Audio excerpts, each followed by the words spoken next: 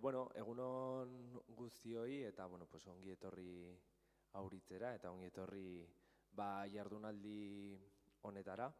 Lehenik eta behin Auritzeko udalaren izenean, eskerrak ematea Navarralde Fundazioari, elkarranean antolatu dugulako jardunaldi hau, aste honetan zehar egin dugun egitarau guztia eta urtean zehar ere lanean arituko garelako Auritz 1525-2025 proiektuaren baitan, atzo aipatzen genuen bezala gure historiako pasarte ilun hau, berriro ere, plaza erdira ekartzeko, gogoratzeko, memoria kolektiboa osatzeko, eta batez ere, aste honetan zehar eta gaurko egunean ere, elkarrekin hausnartzeko, orain dela 500 urte gertatu zenaren inguruan, 500 urte hauetan gertatu denaren inguruan, eta zergatik guzti hau isilpean eta kasik ez den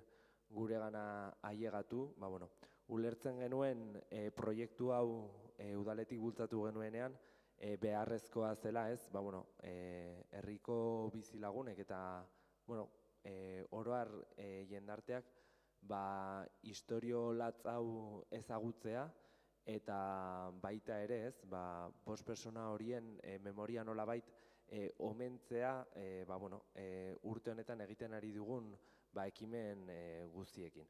Eta besterik gabe, gure izenean, espero dut interesgarri suertatzea eta hausnarketa hori egokia izatea, hemendik aurrera, hemen zerbait landatzeko eta urteetan zehar gure memoria kolektiboan gelditzeko, Decía que bienvenidos y bienvenidas todas a Auritz Burguete, dar las gracias a la Fundación Navarralde por organizar conjuntamente tanto esta jornada como la Semana Cultural, como todo el trabajo que venimos haciendo todo el año, en el que están participando también la Fundación Navarralde, diferentes entidades, vecinos y vecinas de Auritz Burguete en torno al proyecto Auritz 1525-2025, que es un proyecto que nace debido a que considerábamos que era importante aprovechar este 500 aniversario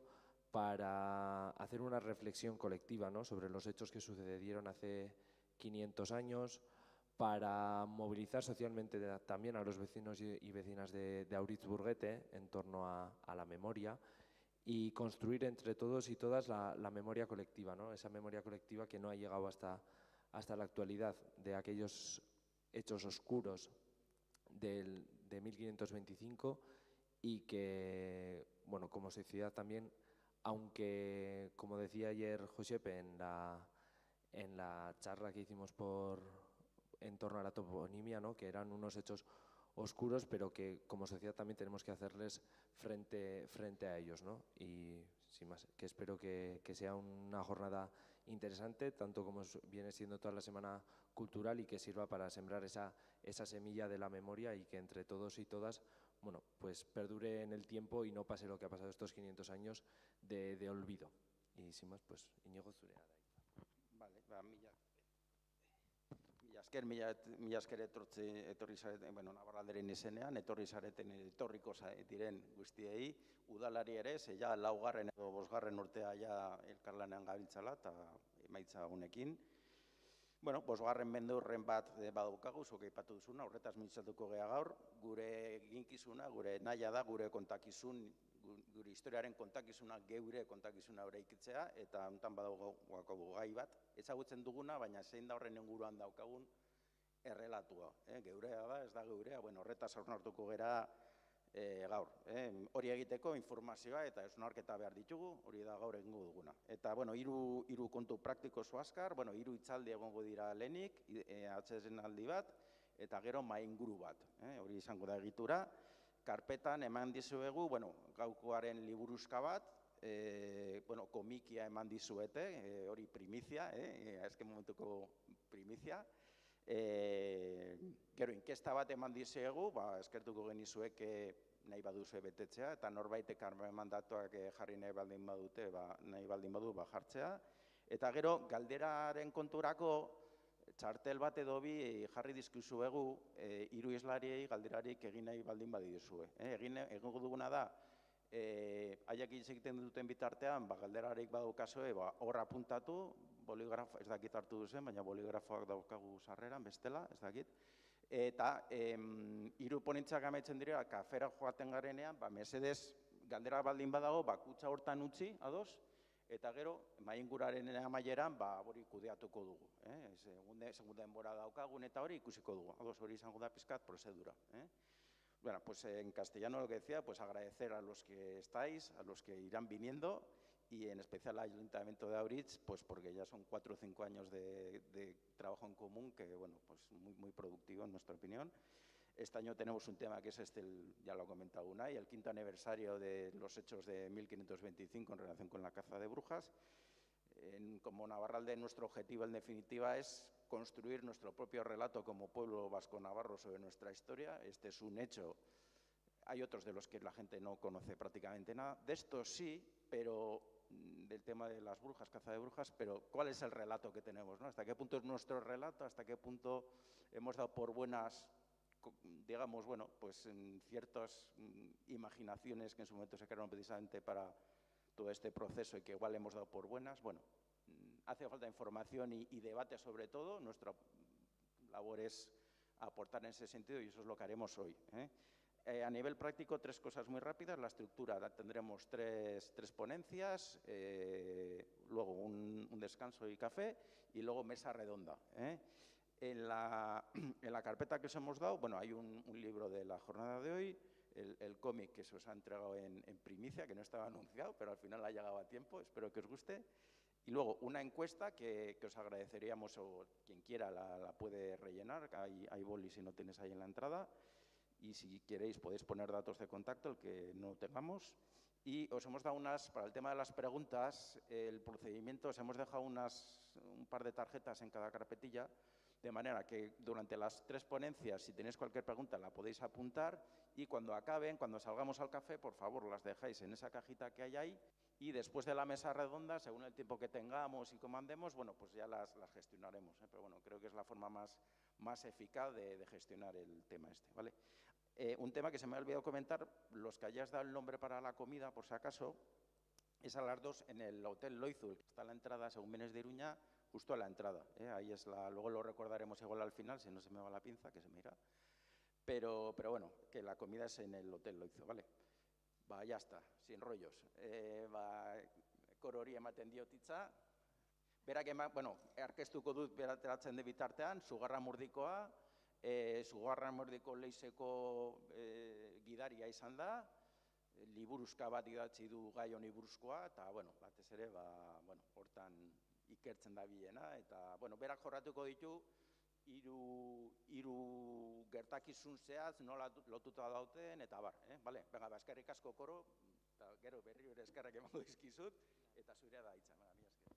Bale, mila esker zuei, eta mila esker zuei baitare, zeren nik nire afana da erakustea non sorginak deitutako hoiek ez ziren jende gastuak. Zuetako batzuk igual no me estáis entendiendo, sé que hay alguna argentina por ahí, pero ya habrá alguien que te traduzca, ¿no?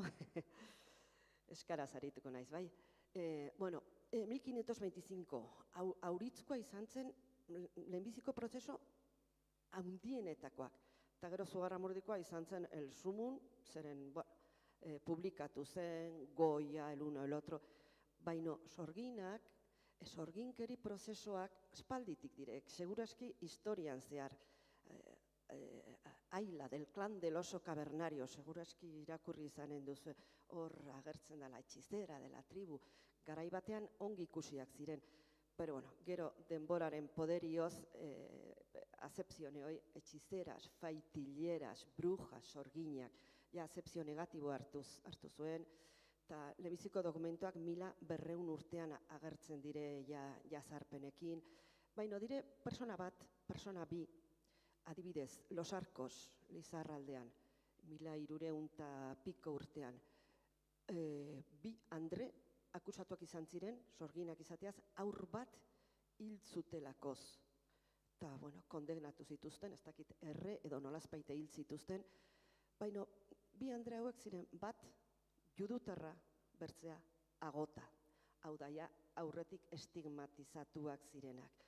Orduan, betitik sorginitza asoziatua da, Andrea eta seguraski edo pobrea estigmatizatua zerbaitegatik, edo nolazpaite poderea badu eta arriskutsua, ez, pues, emagina, medikua, ez, jakintsua. Bon, hor gaude historian zehar. Baino, 15. Mende erdi hortan badira aldaketa batzuk eta horiek egiten dute gero sorgin prozesuak izatea multitudinarioak, talde handikoak. Ze gertatu zen garai hortan? 1000 tarte hortan eta hor gertatzen dire gauz batzuk.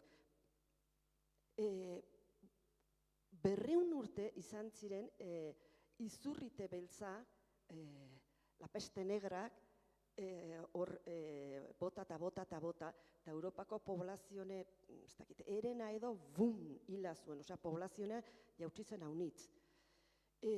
Garai hortan baitare, izan zen periodo klimatiko izigarri gogorra, la pequeña edad de hielo, eta hor ekonomiare beite etorri zen, nekazaritzat bizi zen jendea, orduan ekonomiare hor beite etorri zen, gosetea, sistema feudala, niz naiz historiatzailai, baino diote sistema feudala ja hor gainbera heldu zela eta kapitalismoa goiti, osea, aldaketa handia gizartean baitare, eta azkenik, eta izigarri importantea, argitaratu zela liburu bat, Malleus Maleficarum liburua, El martillo de las brujas. Alemanian bi dominikok publikatu zuten liburu hau, pixkat zaintzen laburbilduz, gero, inkisidorek eta jueze zibilek erabili zuten manuala jakiteko nortzen sorgina nor ez. Ze ezaugarri zituzten sorginak eta horren araberan ibili zuten jendea epaitzeko. Bai. Orduan, ja ikusten dugu hemen auritzen 1925, ja prozeso handi bat. Hemengo motiboak, badakizu, ja gaur egun badakigu, politikoak izan zirela. Nafarroako konkista, Nafarroko errege legitimoen azkeneko reduktoa hemen, eta asako sorginkeria. Bueno, pues nik kontatu behar ditut gisa hortako 3 prozeso non ikusten den sorginkeria etzela misas negras, akelarre, diablo, persona gazteak, emakumeak, ez, etzen hori. Hori imaginarioan erabili zen interes partikularretarako, interes politikorako, interes ekonomiko batzuk lortzeko. Bai, hau izan zen tapadera bat. Esa es bruja, aquella es bruja. Erabili zen interes konkreto batzuengatik. Orduan, orai kontatu behar dizkizuet, 3 prozeso non ederki ikusten den akontxo, joder, hauketziren sorginak, hauk biktimak izan ziren honengatik. Lehenbiziko prozesoa dugu 1800 eta 85. urtean Araiz Bailaran. Araiz Bailaran garai hortan du Fermin de Lodosa, Anduezako jauregiko jauna, eta hau gizon podere handikoa zen, Nafarroko konkistan bere familia, bere linajea Beaumontesen alde izena zen, hau da, konkistatzaileen aldekoa, parte hartua zuten bere familiak, bai Iruñeko setioan, Amaiurko setioan, eta baitare Noaingo batalian. Baina garai hontan, 1885 zen, Araiz Bailarako 7 herrixka zituen, orduan Araiz Bailarakoak alkalde perpetuo deitzen dena, betiko alkatea. Eta gatazka handiak zituen herritarrekin, mejor dicho, herritar xumeak berarekin gatazka handiak, zeren unek gizon honen arauak saltatzen zituz. Adibidez, Eiza arautua zen, gizon honek hausten zituen, eta gero baitare, igual desenkadenantea izan zen gizonunek bere kargoa utzi nahi zion bere semeari.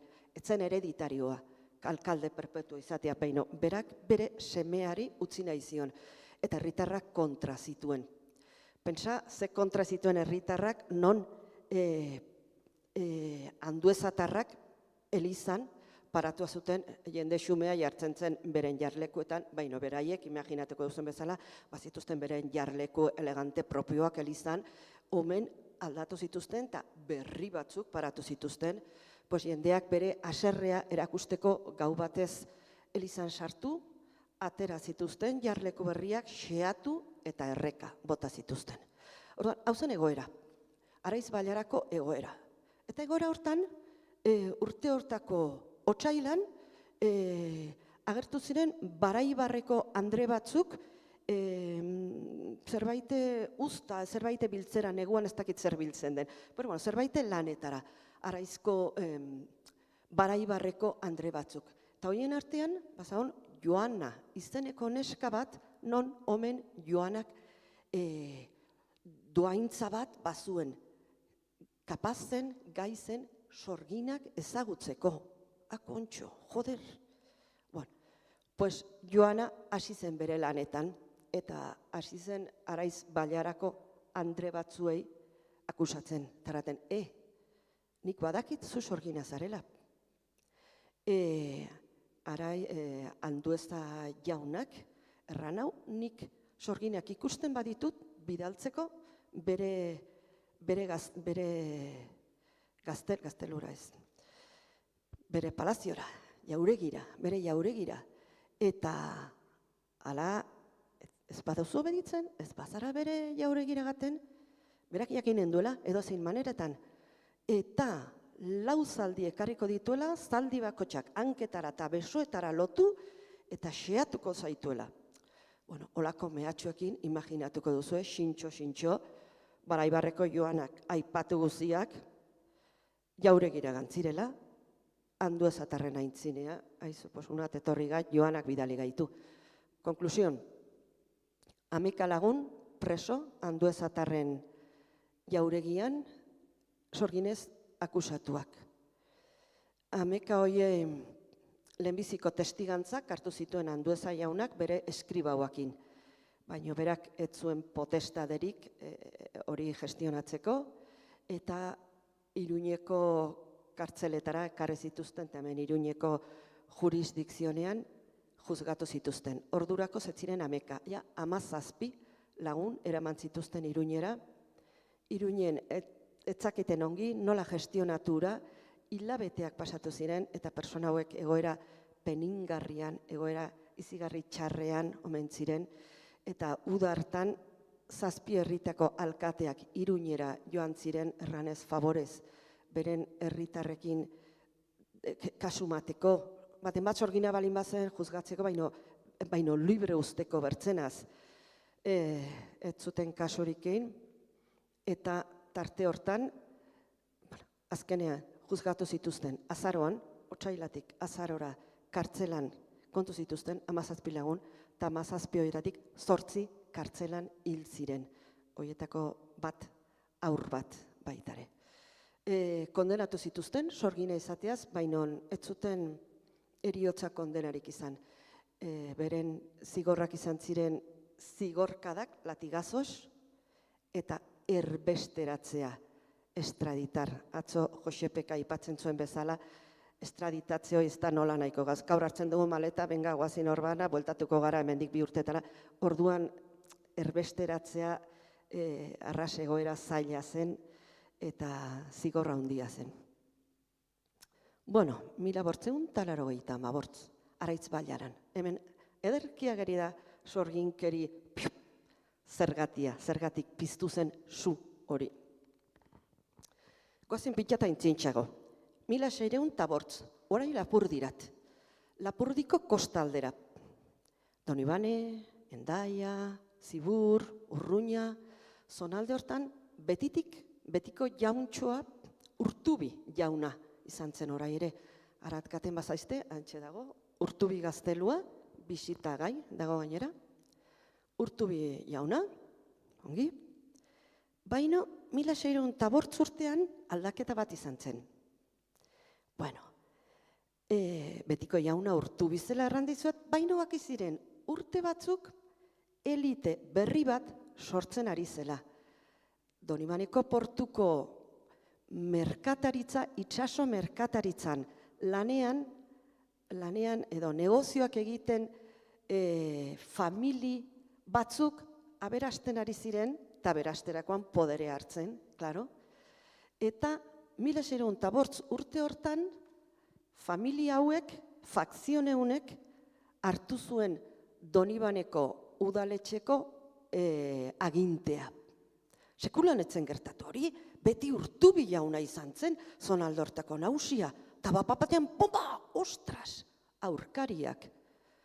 Urtubik etzuen ongi hartu, bera gerlaria zen, eta bere lehenbiziko erantzuna bortitza izan zen, bildua da korpuseko prozesionean badakizue aginteak autoridadeak ateratzen direla, iuntamentua eta beratzagon hor, bertzeak ziren prozesionatzen.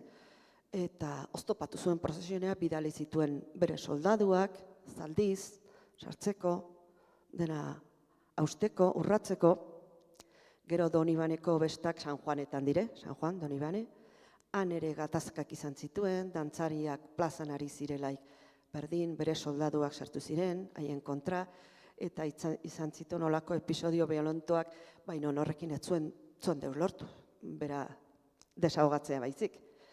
Baina orduan, bertze erramienta bat, bertze arma bat, arrasongi, eta efektiboagoa batu zuen martxan. Zer? Eta sorginkeriari buruzko akusazioak. Bertze fakzio hortakoak ziren jendeen kontrakoa akusazio falsuak, klaro, eta guzurretan hasi zen akusatzen. Ura sorgina. Karo, bertzeak ere, bertze fakzioak ez ziren isilik eta gelditu. Orduan hor diotenez Donibanen sortu omen zen arrakala bat jendearen artean, orokorrean, ez bakarrik fakzioen artean baizik eta bakotsak bere jarraitzaileak zituen, eta herritarren arteko egonezin eta nahasmen handia. Batzuk bertzeak akusatzen, momentu batez badakigu Baionako presondegian, amabortz lagun preso sorginkeriaz izateko preso, ez dakit ze fakziotakoak, seguraski bi fakziotakoak preso, hoietako 4 familia berekoak, ximildegi familikoak, hartzazue kontutan hitzau ximildegi familiako 4 preso egon ziren Baionako espetxean. Ximildegitarrak hau badakigu urtubitarrak zirela. Bon, hau hola izaki urte batzuko la tensionean, eta azkenean urtubitarrek erabaki zuten laguntza eskatzea Bordeleko parlamentura. Nola da, quien adelanta kanta, ez? Hau kaintzinatu ziren erranez, hemen gertakari larriak badire, sorginak badire, hemen gure zonalde hontan, favorez laguntza eskatzen dizuegu, bidaltza zuen horbaite hau garbitzera. Eta handik kasuinez, bidali zuten hain famatua den, eta seguraski zuen ezaguna inentzaitzuela, Pierre Delancre epailea. Epaile zibila, epaiketa zibila izan zen hemen, hastian Araizko Bailaran aipatu dugun bezala, epaiketa zibila izan zen. Pierre Delancre, berez, euskalduna zen, bere gurasoak Baxe Nafarroan sortua ziren, baina gero aberatsak edo aberastu edo Bordelera bizitzera gantziren, eta konkretoki Pierre Delancre bere burua eskapo iten zuen bere euskaldun nortasunatik, gorroto zion euskaldun nortasunatik, beretzat euskaldunak bigarren kategoriakoak ziren, orduan hortik urruntzen zuen, eta beren abizena Rostegi, euskaldun abizena Rostegi aldatu zuten beren abizena. Orduan, gizon hau, bidali zuten Donibanek Lapurdi inguruko argitzera. Hau, Euskaldunei gorroto izateaz gain, gizon misoginoa zen, gero ikusi zen bere misoginia, eta baitare fanatikoa zen. Osea, fanatikoak dire arrozoinari, ala razon uko egiten diona, ez? Erligioko bere maksimak hortik ateratzen ziren, eta dena ikuspuntu hortik behiratzen zuen. Eta ez naiz sartuko orai gertaerekin, baino sartu zen asangre y fuego, ardaraz erraten den bezala, denbora gutxi egon zen, 7 hilabete egon zen, zonalde hortan, azkenean erdi eskapo ganbehar izan zuen, eta ez dakigu xuxen zenbat jende erre zituen, jende haunitz erre zituen, baino berarekin ere eman zuen dokumentazio guzia eta dokumentazio gutxi agertu da. Zerrenda gutxi batzuk agertu dire, non denetara 30 lagun edo lagerteko dire, baino susmoak dire, segurazki, inkluso 300 lagun erre zituela, epe horretan, 300 lagun. 3 apez barne, herritarren alde intentzuten 3 apez barne. Lehenbiziko sua, Araizko Bailara, argi da nola sortu zen. Bigarren sua, Lapurdin, argi ikusten duzu ere. 3. sua, Zugarramurdin. Zugarramurdin ere, pertzebi kasutan bezala, herri xumea zen, Siervos de la Gleba, deitzen den bezala, eta beren gainetik Urdazubiko monastegia zen, Siervos de la Gleba del monasterio de Urdaz. Abadea zen Fray León de Araníbar, eta... Zenbat? Bai. Ui, 5 minutos, joder, Zugarramurdikoa 5 minutos. Vale, bueno, Zugarramurdikoa ezagutzen duzu. Zugarramurdikoek ere gatazkak zituzten askatasun gehiago nahi zuten abadeakin, monastegitik, eta handa kontxo, 1608 urtean, Zugarramurdin, Araiz Bailaran bezala, agertzen da neska bat. 18 urteko, 20 urteko neska bat. Maria Ximildegi. Oroitzen zaizte Ximildegi familia Urtubi Baionan preso. Kontxo! Pues Ziburren bizi zen Ximildegiko Maria bat, agertzen da Zugarramurdin, etxe batera lanitera, neskato. Así, con esa misión tan inocente. Pues ez. Pues Ximildegiko Maria hasi zen erraten, ni Ziburrekoa naiz. Badakitzuan ze gertakariak izan badiren, ez? Sorginak eta badiren, nik badakit ederki bai, zeren ni sorgina izan naiz baitare, orai ez, konfesatu nitzen, apezak barkamena eskatuna, sorgina izan nitzen, eta badakit herri untan eren sorginak badirela, zeren gu etorri izan gara herri untan iten diren sorgin bilkuretara, eta badakit Narkoneko Maria sorgina dela, eta Teletxeko Juana sorgina dela, eta hasi zen herriko jenden izenak ematen.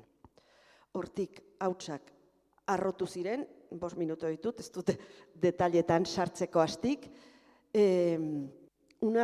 hemen bai inkisizionea sartu zela, Baile Alvarado inkisidore etorri zen 1608 urteko udan Zugarramurdira, denbora berean Lapurdin zegoen Pierre de Lancre baitare, badakigu bien arteko bilerak harremana izan zutela, puesta en común, oye, ¿tú qué tienes por ahí? ¿Qué tal? Yo, pues mira, yo tengo esto.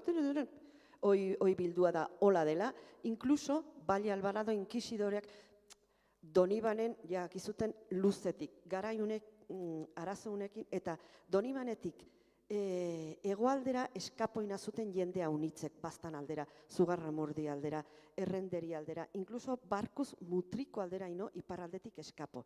Orduan, Baile Alvaradok eskaini zion Pierre de Lancre, aizu, nahi duzu, bueltan bidaltzea, zuen handik eskapatutako jendea, eta Baile Alvarado de Lancren erantzuna izan zen, esos son mobiliario dañino del cual no nos hace falta hacer inventario.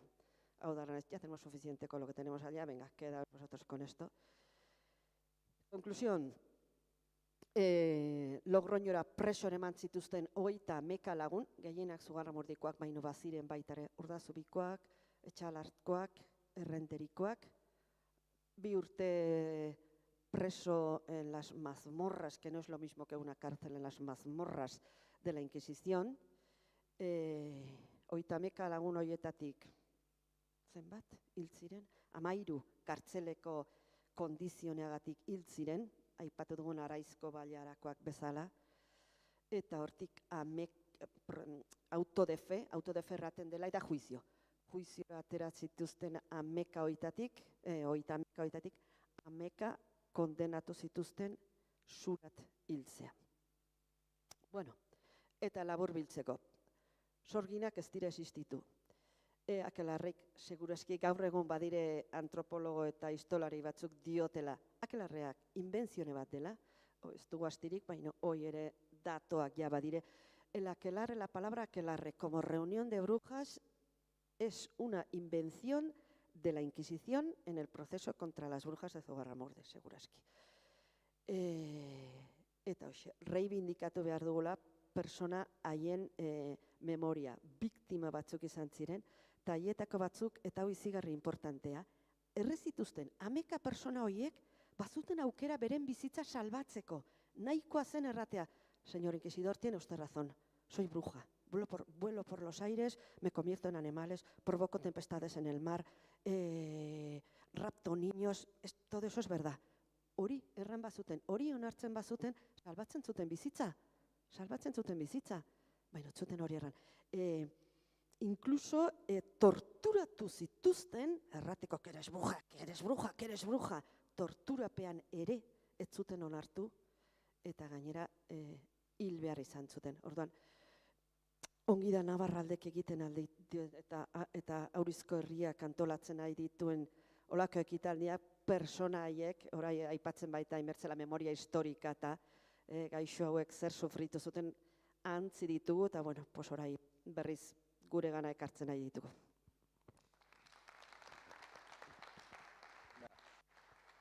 Mila esker Koro, orain, Kike Fernandez Pinedo, joango naiz euskertzen, Gasteiztarra, okerrez banago, Euskal Filologian lizentziaduna, gehien bat irakasle da eta izain da ogibide gisa, politikan ere aritu da Arabako Batzar Nagusietan, baina gaur gurera dator, uste 2008an edalako zerbait, egin zuen txosten bat, Javi Otxoaldealda da beste, hori Javi Otxoaldearekin egin zuten txosten bat, gaurko gaiari buruzko. Hau da, Korok emandako oinarriari helduta, Zugarramurdiko osoak adar bat eukizuen eta oso gutxi ezagutzen duguna Arabako ekialdean. Orduan, bera hortaz arituko zaigu. Kike Fernández Pinedo, él es de Gasteiz, licenciado en Filología Vasca, su profesión es y ha sido de maestro y ligado a la educación. También estuvo en política durante unos años en las Juntas Generales de Araba, pero hoy le tenemos en relación con, en el 2008 creo, con Javi Ochoa de Alda, publicaron un primer trabajo sobre el caso que nos va a explicar hoy y ahora, lo está retomando. Es ligando con lo que nos ha explicado Koro, es una deriva de Zugarramurdi que afectó a la parte oriental de Araba, que hasta ahora es poco conocida, pero que tiene mucho tema, como nos explica ahora Kike. O sea que sin más os dejo con él. Venga, mila esker. Bai. Vale. Egunon, eta, azteko plazer bada, hemen auritzen izatea, ez nuen espero, hemen Arabako kontu hauek aukera izango nuenik hemen Nafarroan Pinedotan asaltzeko, baina, baliatuko dut aukera. Eta esan behar dut, ze lotura dauka Nafarroarekin, azken baten, Korok aipatu ditu hiru horiek, esan daiteke, hirugarren sorgin ehiza handia, Zugarramurdikoa, bukaera ematen dela Arabako ekialdean. Hau da, Nafarrotik sartzen da, pixkanak gero sartzen da Gipuzkoako nolabait ekialdean, eta Arabako ekialdera iristen da, eta hor esan daiteke bukaera ematen zaiola edikto de silencio batekin, ez? Testu inguruan, hau ja azkar jongonez, beste gabe, lehenengo toponimoa Sorgin hitzarekin, hemen ondoan duzu, Sorgin aritza da, pena bat izan zen atzo galtzea bisita. Eta gero badira dokumentota, batez den Nafarroko dokumentazioan, hainbat aipamen Sorginenak, eta asko dira pleitoak eta irainak bata besteari, eta kasu baten hemen, Iruñan pleitoa edo epaiketa dago, deitu ziolako Sorgina, Erbolera eta Feiteiera. Beraz, hemen lotura bat, garai honetan ez, 15. mendean, Erbolerekin, sendagilekin. Gero beste baten ere bai, Sorginaz, Brusas eta Beduginas. Beduginas dira beatak edo beginak. Araban ere badago adibidez 1982an ere, lehenengo aldiz agertzen dena toponimoa Sorgin Aran. Beraz, bazen, lehendik ere agertzen zen Sorgina. Eta gero sortzen dira lehenengo prozesuak, lehenengo Sorgin prozesuak, badago tuterako bat 13. mendean, Benafarroan 14. mendean ja badira emakume batzuk hiltzen dituztenak, eta gero oso ezaguna da, Durangon gertatu zen, Los Herejes de Durango ezaguna izan zena 15. mendean, honek ematen du hitzaldi baterako, beste hereje kontu batez, baina hortik lotua gero, Anboton berpizten da berriz, eta Durangesa doan, ja 16. mendean hasieran, Araban adiez hor badira bikasu, biak batean da Maria de Otaloa okendokoa, eta hau da kurandera, desterrada 2 años, eta Maria Pérez de Iartua partera, ez. Eta gero ja, 1525an, hasten dira Sorgin egiza Nafarroan. Justu, korok esan duen bezala, koinziditzen du Gaztelako konkistarekin, eta nolabait, hor badago ere intenzionalitate politikoa disiplinatzeko Nafarroko gizartea horrez. Eta koroak aipatu denez, hemen oso azkar egingo dut, 1609an aurrekariak dira Lankreren prozesua Lapurdin, eta Logroñokoa 1610koa, eta hau izan zen espektakulo bat. Espektakulo bat prestatu zuten eredugarria izateko. Kalkulatzen da, esaten da, 30.000 lagun bildu zirela Logroñon, eta nahi izan zuen ikusten inkisizioa horrekin, zabaldu kontuz, hau da, gertatu zaien hauei desbideratzeagatik eta okerrak izateagatik, eta hau gerta dakioke edo zeini, eta nik uste dut horrelako helburua duela. Esan behar da ere bai, auto hauetan, beste urteetan edo, normalena dira, asko dira, judutarrak izateagatik, edo luteranoak, edo bestelako delituengatik aipatzen dira batzuk, eta honetan badira 7 arabar ere epaitzen dituztenak ez Sorginak dirarako, baizik eta bat iruzurgile izateagatik, eta beste 6 laguardiakoak 5 judutarrak izateagatik, eta beste 2 baita ere blasfemoak izateagatik, ez? Orduan hau da testu ingurua, eta hor sortzen da azken nolabait Sorgin egiza famatu hori, Zahurra Murdena hasi izena, guztira 1800 pertsona akusatuak izaten dira, baina asko dira umeak. Hor, aipatu behar da, zabaltzen dela, otez ere, amets onirikoen moduan, halako Sorgin zabalpen izugarria umen artean, honek ere emango luke luzatzeko, baina, eta umeak kenduta izango lirateke 100 pertsona inguru auzipetuak izan zirenak. Eta beste 5.000 izango dira akusatuak, Sorgin hauek akusatuak. Gehienak izango dira Nafarroko iparraldean, eta baita ere Gipuzkoan eta Araban, ez? Hemen duzu mapa honetan, ez dena, baina batez ere non gertatu ziren, eta ikusten duzu Nafarroan, Arabako ekialdean, eta Gipuzkoako herri batzutan ere, eta baita ere Mirandan, Pankorbon, eta hor herrixan ere kasu batzuk ematen dira. Kokatzeko, Arabako prozesua gertatzen dira, batez ere, foko nagusiak dira, Arraia Maestu eta Barrundia, hor goiko zirkuloan duzuena, eta baita ere Arraia Maestun. Ze ezaugarri dituzte hauek? Batetik, Nafarroarekin mugakidea dira, esan behar da ere bai, oso komunitate euskaldunak garaia hortan dira, kosmobizio nolabait mitologikoa biziri dago, gatazka daude mugake direlako lapurketak eta bestelakoak, eta bertan dituzte ere bai bi komisario famatuak eta horiek sustatuko dute prozesuak honetan Becerra eta Bayerekin lagundu, harremanetan onda, ez? Korok ere aipatu du, hemen ere desberdindu behar da hasieratik, batzu direla creencias brujeriles populares, que han existido de antes y que luego siguen existiendo, eta gero versus la sorginkeria demoniakoa. Hau da, Gustav Henningsen horrela zehazten du. Eta nik esango nuke ere bai, aipatu daitekeela 3 sorgin mota, ez? Mitologikoa, herrikoia, eta askotan herri batzutan beti zegoen emakumeren bat sorgin fama zuena, edo sendagilea zena, eta alako edo berezia zena, sensibilidad berezia zuena, eta gero, 3. da, prozesu hauetan, sorgin egiz hauetan, auzipetzen dituzten emakumeak. Adibidez, ezkerreko hori da sorginetxe, agurein ondoan, eta hor lehenda dio, eraiki zutela egun batean sorginek entziatik harri horiek karrita, ez? Olako historiak beti egon dira, eta hori da, arlo mitologikoa, askotan nahazten direnak, baina, eta bi herri hauetan badira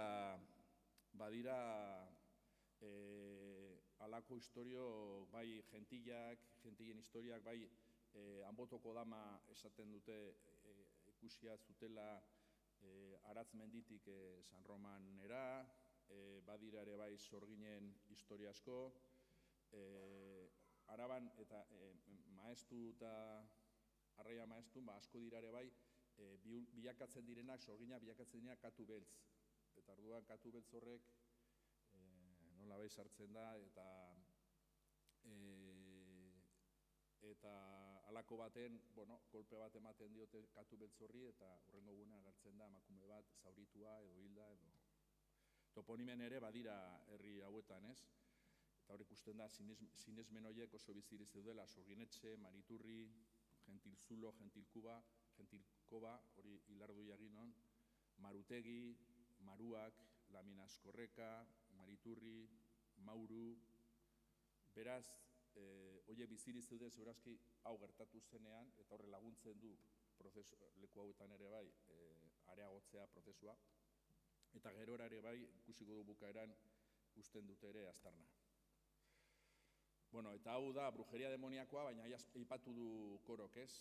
Batez ere, 15. mendearen bukaeran sartzen da Maleus Maleficarum liburuari esker, eta da inbentzio eruditoa eta hainbat teologo eta inkisidorek helburu zehaz batzuekin sortzen dutena. Eta hemen, eskubian ere beste kontu bat, eta hori irakurri du ez, aunque la brujería se suele unir a tiempos oscuros y la Edad Media, lo cierto y paradójico es que la caza de brujas o brujomanía se desarrolla sobre todo a partir del inicio de la modernidad y del precapitalismo. A finales del XV, el inicio del apogeo brujeril se da a mediados del XVI, coincidiendo con el nacimiento del racionalismo, el método experimental y el desarrollo científico, así como con la contrarreforma de Trento impulsada por la Iglesia. Beraz da, erdiaroaren bukaerarekin batera, areagotzen da sorgin egiz hauek. Imaginairuen askotan dugu aldrebez, ez? Sorgin erdiaroko kontu beltza. Bale, laugarren kontua, prozesu honetan segertatu zen Araban. Araban guztira, 1611an, hilabete batzuetan, 5 hilabetetan, 27 pertsona auzipetzen dituzte. 25 emakume eta bi dira agureak, horietako bat apaiza. Suerte bat dugu dokumentazioa gorde dela, dokumentazio asko galdu da. Baina liburu honetan, liburu horretan, hemen gaina ikusten duzu herriak eta sorginak, hau gorde da eta orde oso aberatsa da eta hor kontatzen digulako xetasunez josia, nola izan zen prozesua, ze deklaratu zuten sorginek eta gero revokazioak, geroko revokazioak zebi deklarazio ematen dira, hasirakoa eta gero beste bat, informazio izuga asko ematen digu, ez? Eta gero, esan behar da ere bai, 128 konplize edo akelarretan parte hartzegaitik beste pertsonak ere salatzen dituztela auzipetutako sorgin horiek. Orduan dira, Asparrena barruan 8 sorgin auzipetuko dituzte. Asparrena barruan hor dago Lalez, ez dakit ezautzen duzuen, justu dago inguru horretan, eta hor duzu zeintzu diren auzipetuak. Adinak normalean gehienak dira, erdia baino gehiago dira, 60 urte baino zarrokoak, eta eren bat dira 18 baino gazteagoak. Eta asko dira alargunak eta hola, ez? Konplizeak berriz diot dira, emakume hauek behartuta salatzen dituzten pertsonak kelarretan parte hartzen dituzten. Eta Raia Maeztun, 11 auzipetuak, Maeztun 5, Ataurin 2, Zekujanon 3, eta Arenazan bat, ez? Eta hemen ere asko dira madre soltera edo biuda, eta asko adinekoak, ez? Badira beste 8 Araban, baina hauetaz informazio gutxego dago, baina beste hainbat lekutan, ez? Legution, Arroiaben, Dulantzin, Gasteizen, Bastidan. Zergatik, tartekatu pixkat hau erderaz, ¿por qué son acusadas de brujería, no? Las razones principales son, primero, porque se publica, sobre todo Becerra y Valle, en colaboración con estos comisarios locales, publican edictos de fe en estos pueblos y lo que hacen es predicar, lo predican en estos pueblos y entonces lo que combinan a la gente y obligan a denunciar sospechosos de brujería. Y dice, el que reconozca que es bruja, pues será reconciliada. Entonces, una de las acusadas, por ejemplo, Magdalena de Arza, pues dice, por ejemplo, que ¿por qué son acusadas? Porque comúnmente en las calles decían entonces que eran brujas. Entonces hay que buscar brujas y al final se encuentran. La mayoría son mujeres mayores, viudas o madres solteras, pobres, labradoras, criadas. Por lo tanto, es una clara estereotipación. Y luego hay también familias marcadas, por ejemplo, hay 3 que acusan a la madre y a la hija. En otros casos denuncian en la REA a 2 chavalas de 14, 15 años y estas denuncian como sus maestras a sus madres. Y también hay 2 hermanas viudas. Por lo tanto, hay ciertas familias ya que están como marcadas ya como en este proceso, ¿no? Tenemos un caso claro, por ejemplo, Inés de Corres. Esta es una de las acusadas. Entonces, tiene 66 años y también procesan a su hermana, Ana de Corres. Y, por ejemplo, en su declaración, pues dice que siendo esta de 40 años tenía amistad con María Mezquia, mujer pobre y viuda, y se acostaban juntas en una cama, la cual una tarde dijo a esta que ya echaban de ver cómo esta andaba pobre, lacerada, y de alguna forma, pues que si iban a la aquelarre y se ponían en cuenta con el demonio, pues que saldrían de la pobreza, ¿no? Y luego dice cómo comían carne de los difuntos y bebían vino de mal sabor. Hemen ikusten da argi, honek boleto guztia ditula sorgin akusazio izateko, ez?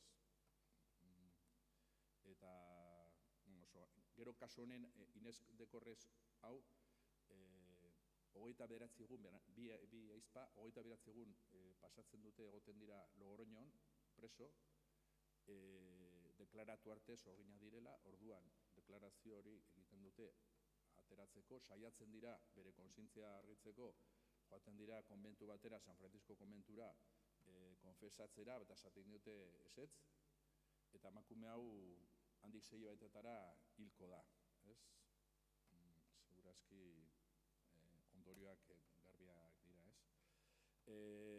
Gero, en estas declaraciones ante los comisarios queda claro que para salir de ahí, una vez que están detenidas, para salir reconciliadas, la única forma de salir es tienen que hacer 3 cosas. Primero, autoinculparse como brujas, decir qué maestra les hizo bruja, cuándo. Aquí, por ejemplo, tenemos una de las declaraciones que dice: la hicieron algunas amenazas con las que pusieron temor y la ataron con cierta soga a las manos, significando que la habían de llevar a Logroño si no decía la verdad. Y luego volvió que no la habían atado las manos con soga, sino con sus manos apretándole el pescuezo, por lo cual el miedo vino a confesar esta ser bruja sin haberlo sido jamás. Entonces, en la revocación, lo que dice Ana García de la Rea, de 14 años, entonces claramente, por medio de torturas y de amenazas, acaban diciendo pues, lo que quieren los comisarios, o sea, que son brujas, ¿verdad? Luego, lo segundo es decir dónde hacían los aquelarres y el relato que está estereotipado también del aquelarre, lo que hacían en el aquelarre, que vamos a ver ahora un poco, ¿no? Y luego lo tercero tenían que denunciar con vecinos, con una finalidad, que es desestructurar esa comunidad, y esto además creaba en estas personas pues, angustia y demás, y entonces tienen que decir quién es el rey y la reina del aquelarre, quiénes son los músicos, quiénes preparan los ungüentos, y cuantos más personas con vecinos denuncian, pues mejor. Entonces, en algunos casos denuncian hasta 30, 35, y vamos a ver que también curas, ¿no? Bien, estas anticulpaciones, pues bueno, aquí tenéis una de ellas en las cuales, pues esta dice de María de Ulibarri, pues dice que le hizo bruja a María de Ondraita y que la llevó a la aquelarre a Islarra, donde vería muchas cosas buenas, y que entonces sacó de una calabaza unos polvos y se untaron el cuerpo, y de ahí fueron a Islarra, que está a distancia de un cuarto de legua de Corres, y luego que había un prado con mucha luz de fuego, y en particular vio el demonio con figura de hombre sentado en una silla y vestida a forma de akerbeltza, entre pardo y negro, y en la cabeza tenía 2 grandes cuernos. Entonces, hau da, lehenengo deklaratu behar dutena. Bigarrena da, non egiten zituzten akelarreak. Por ejemplo, larreakoek esaten dute, zu deklarazio originala, Usabako txenan hori dago Larreatik Arautz mendialdera justu mugan, elgean, Araiakoak esaten du San Adrianen, oso leku mitikoa, Eskabitan justu dago Laleze aurrean, hori Ilarduiakoak, Islarrakoa Korresekoak, edo Taza Maestun, eta justu hemen badago gero toponimo bat deitzen dena Sorginmendi. Bueno, gero akelarrea kontatu barute zer egiten zuten akelarretan, eta hor duzue pizkat irudi horietan, badago ja erlato bat nolabe fabrikatua, eta hemen duzue Catalina Fernández Lezearen deklarazioan, eta gutxo gara esatu, lehenengo badoaz akelarrera. Geroan, topatzen dira jendearekin, musukatzen dute deabrua, Ipurdian, eta gero normalean dantzan hasten dira, beti con el tamborino y el atabal, nolabait da dantzaren demonizazio bat ere.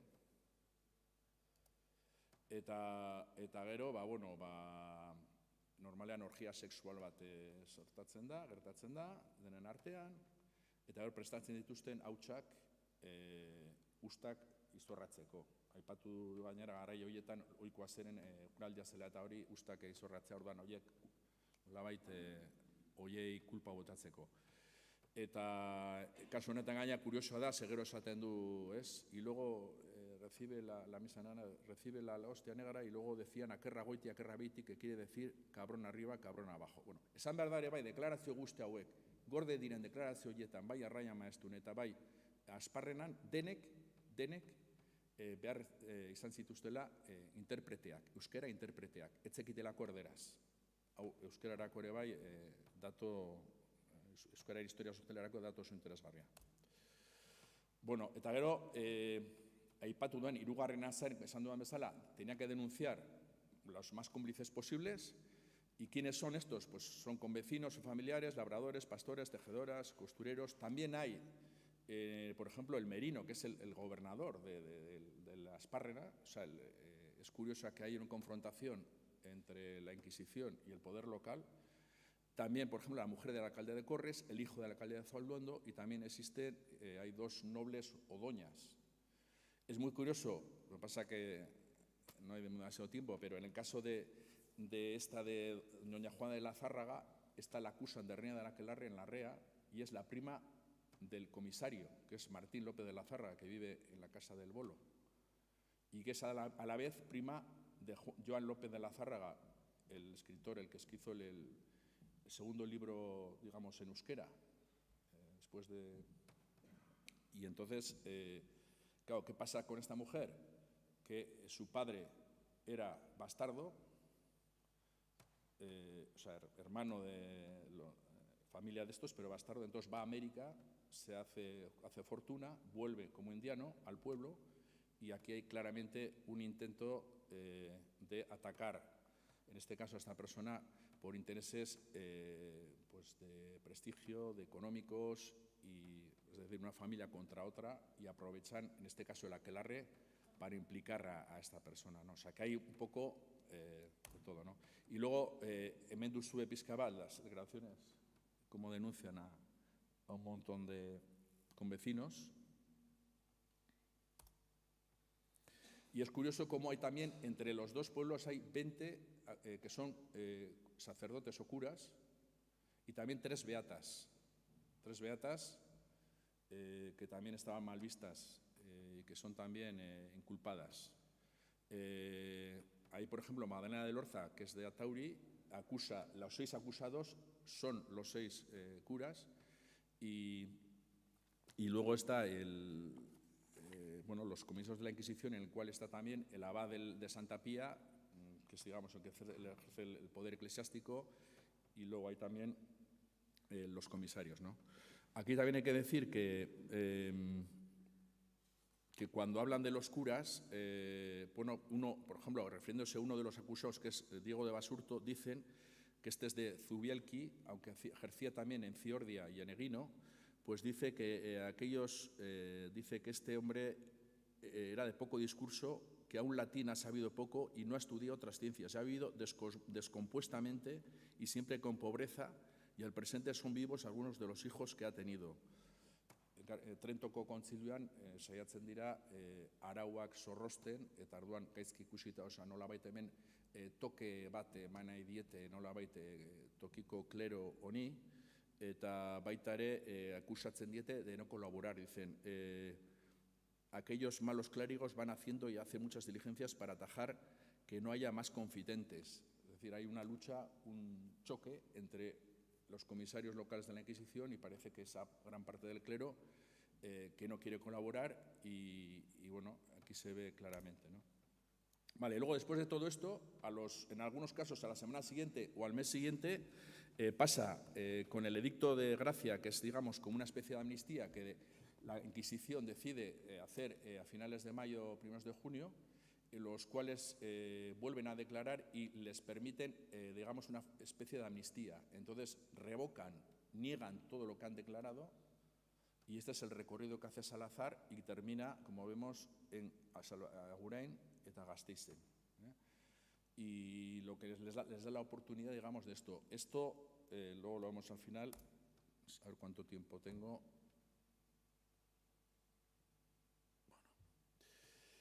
Vale, entonces en las revocaciones retratan lo declarado y entonces dicen claramente que han declarado lo que han dicho por los malos tratos infligidos y por las presiones y amenazas que habían hecho, pero que no habrían sido brujas y que muchas veces habían, por ejemplo, dice Diego Basurto, los cómplices que nombró dijo solamente lo que el dicho Eguino era el comisario, le persuadía sin fundamento ni certidumbre de verdad. Y este nombró a algunos cómplices que le parece que había oído nombrar alguna vez. Y también le hizo nombrar el dicho Eguino otras con quien ni siquiera que le parecía que les tenía ojeriza y enemistad, tanto que no se acuerda de haber nombrado, o algunos como las vestes de alegría, a quien este ni vio ni conoció jamás. Entonces, gelditzen da argi, komisarioak behartzen dituztela akusatu horiek esatera kaso askotan izenak ere esaten dizkiete, eta badauka hor berez argi eta garbi zera batez, helburu hori. Bueno, gero, esan behar da, prozesu honetan, bi emakume hilik ziurtatzen direla, bietan, hau da ikusteko prozesu benetan traumatikoa izan behar zela emakume haioekin, adibidez, Marikita de Ulibarri, Marikita de Atauri, markatu, bueno, hau da, Maria de Ulibarriaren ama, honek salatzen ditu 34 emakume, ateratzen da, esaten du, erabat apurtuta, Logroñotik, saiatzen da komisarioarekin konfesatzen eta esaten hori dena gezurra zela eta deitzen dio behiaka y mala mujer, eta handik gutxira, egun gutxitara, bere buruaz beste egiten du Atauriko errekan. Ulertu behar dugu oso gogorra izan behar zela, batetik zure estigmaia geratzen da betirako sorgina zarela, zure komunitatean, eta gainera salatu dituzu 34 bizilagun, eta bizilagun horiek, ez dute barkatuko, segurazki hori bizitza osorako. Orduan, horrek eramaten du, kasu honetan, suizidatzera. Eta Inés de Corres, ikusi dugu ere bai, ez? Antzekoa. Bueno, komisarioak hauek dira, orduan, bai Logroñon 3 komisario, 3 inquisidore ziren, 2 nolabait deitu ditzakegun erabat Baiet Alvarado, erabat fanatikoak eta bar, eta Salazar, eszeptikoa izan ditu dezakegun. Eta gero Asparrena Barrundian eta Raia Maeztun, hor bat dira ere bai eman komisario. Bueno, bukatzeko 8 ondorio azkar prozesu honetakoak. Bueno, la primera conclusión es que mediante mujeres acusadas y estereotipadas, bueno, en este caso, en caso de Álava, se ve claramente que se intenta crear miedo y pánico en la comunidad de forma indiscriminada y disciplinarla de alguna forma. Es decir, luego, por medio de los cómplices, primero detienen a las mujeres y luego intentan que den la mayoría de los nombres posibles porque estos comisarios, de luego, no les gustaba cómo funcionaba el orden social que existía en ese momento en esas comunidades.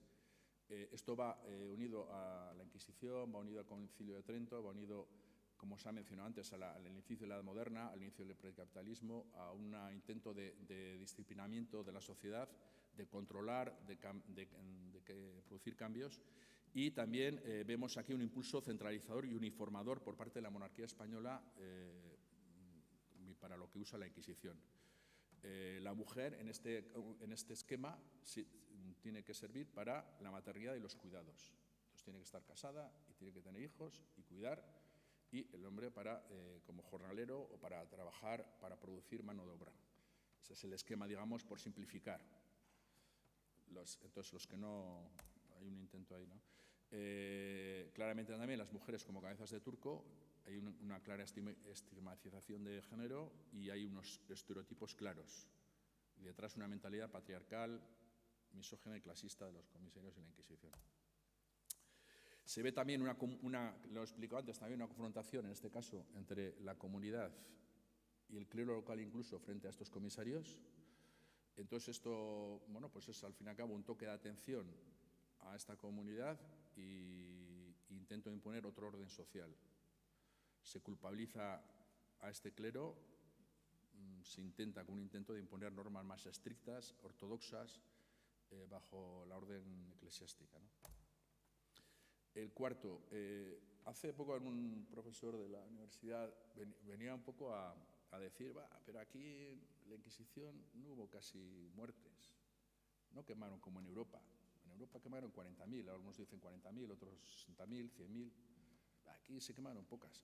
Bueno, pero tenemos que, si se analiza un proceso como este, desde luego son procesos profundamente traumáticos, que esto además generan un trauma en esas comunidades de una generación, 2 generaciones, y desde luego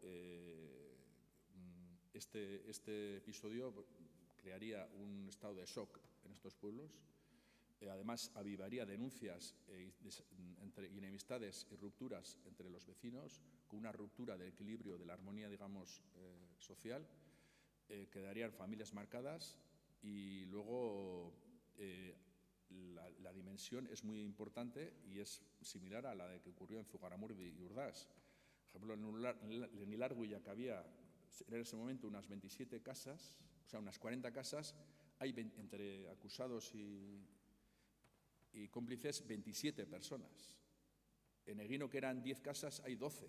Prácticamente casi todas las casas hay algún acusado. En el Orza, de 13 casas, 10. De 28 en Atori, 22. En Corres, de 40 a 16. Entonces vemos que la proporción es muy importante. No son uno o dos.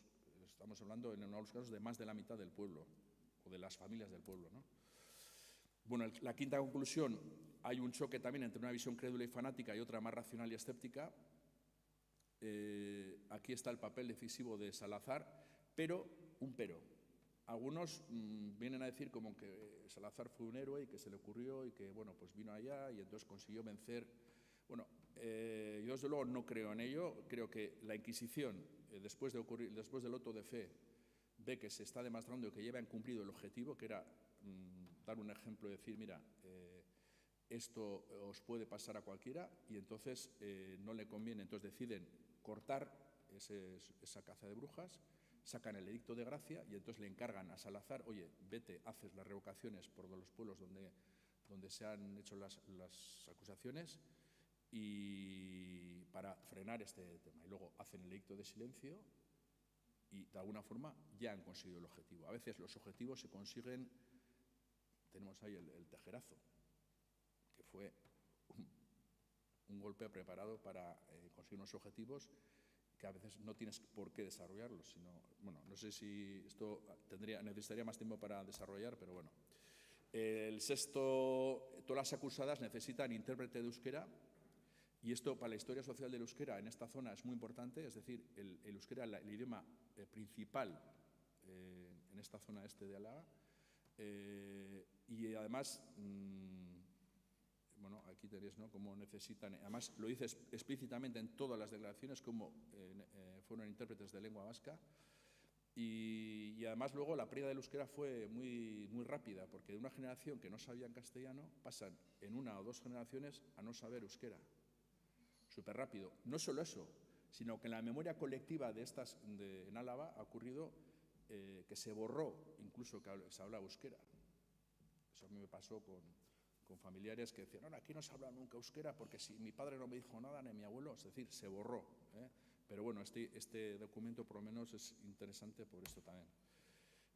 Y luego termino con estas dos conclusiones, que es, primero, la historia real y la oficial. En Araba ha habido muy buenos historiadores.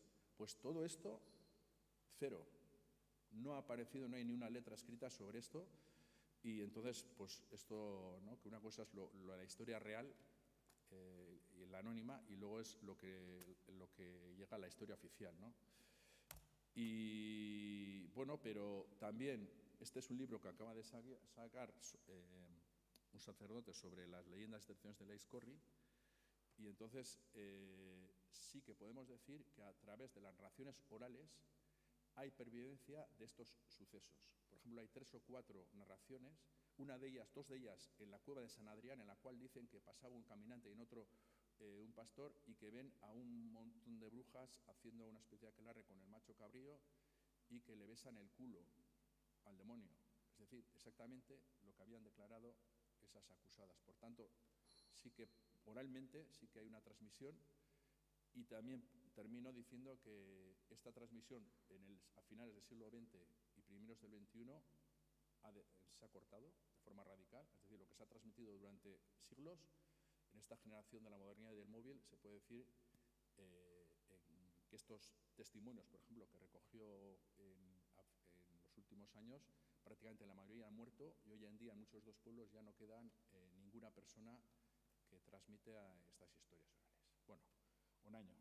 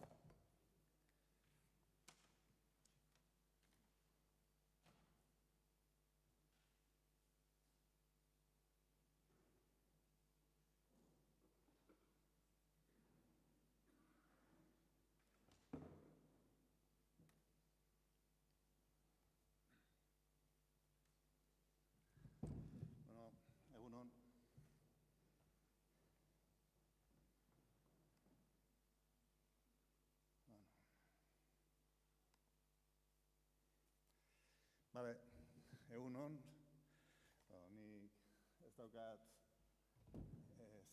aurkezlerik, osea, nire burua aurkeztu dut.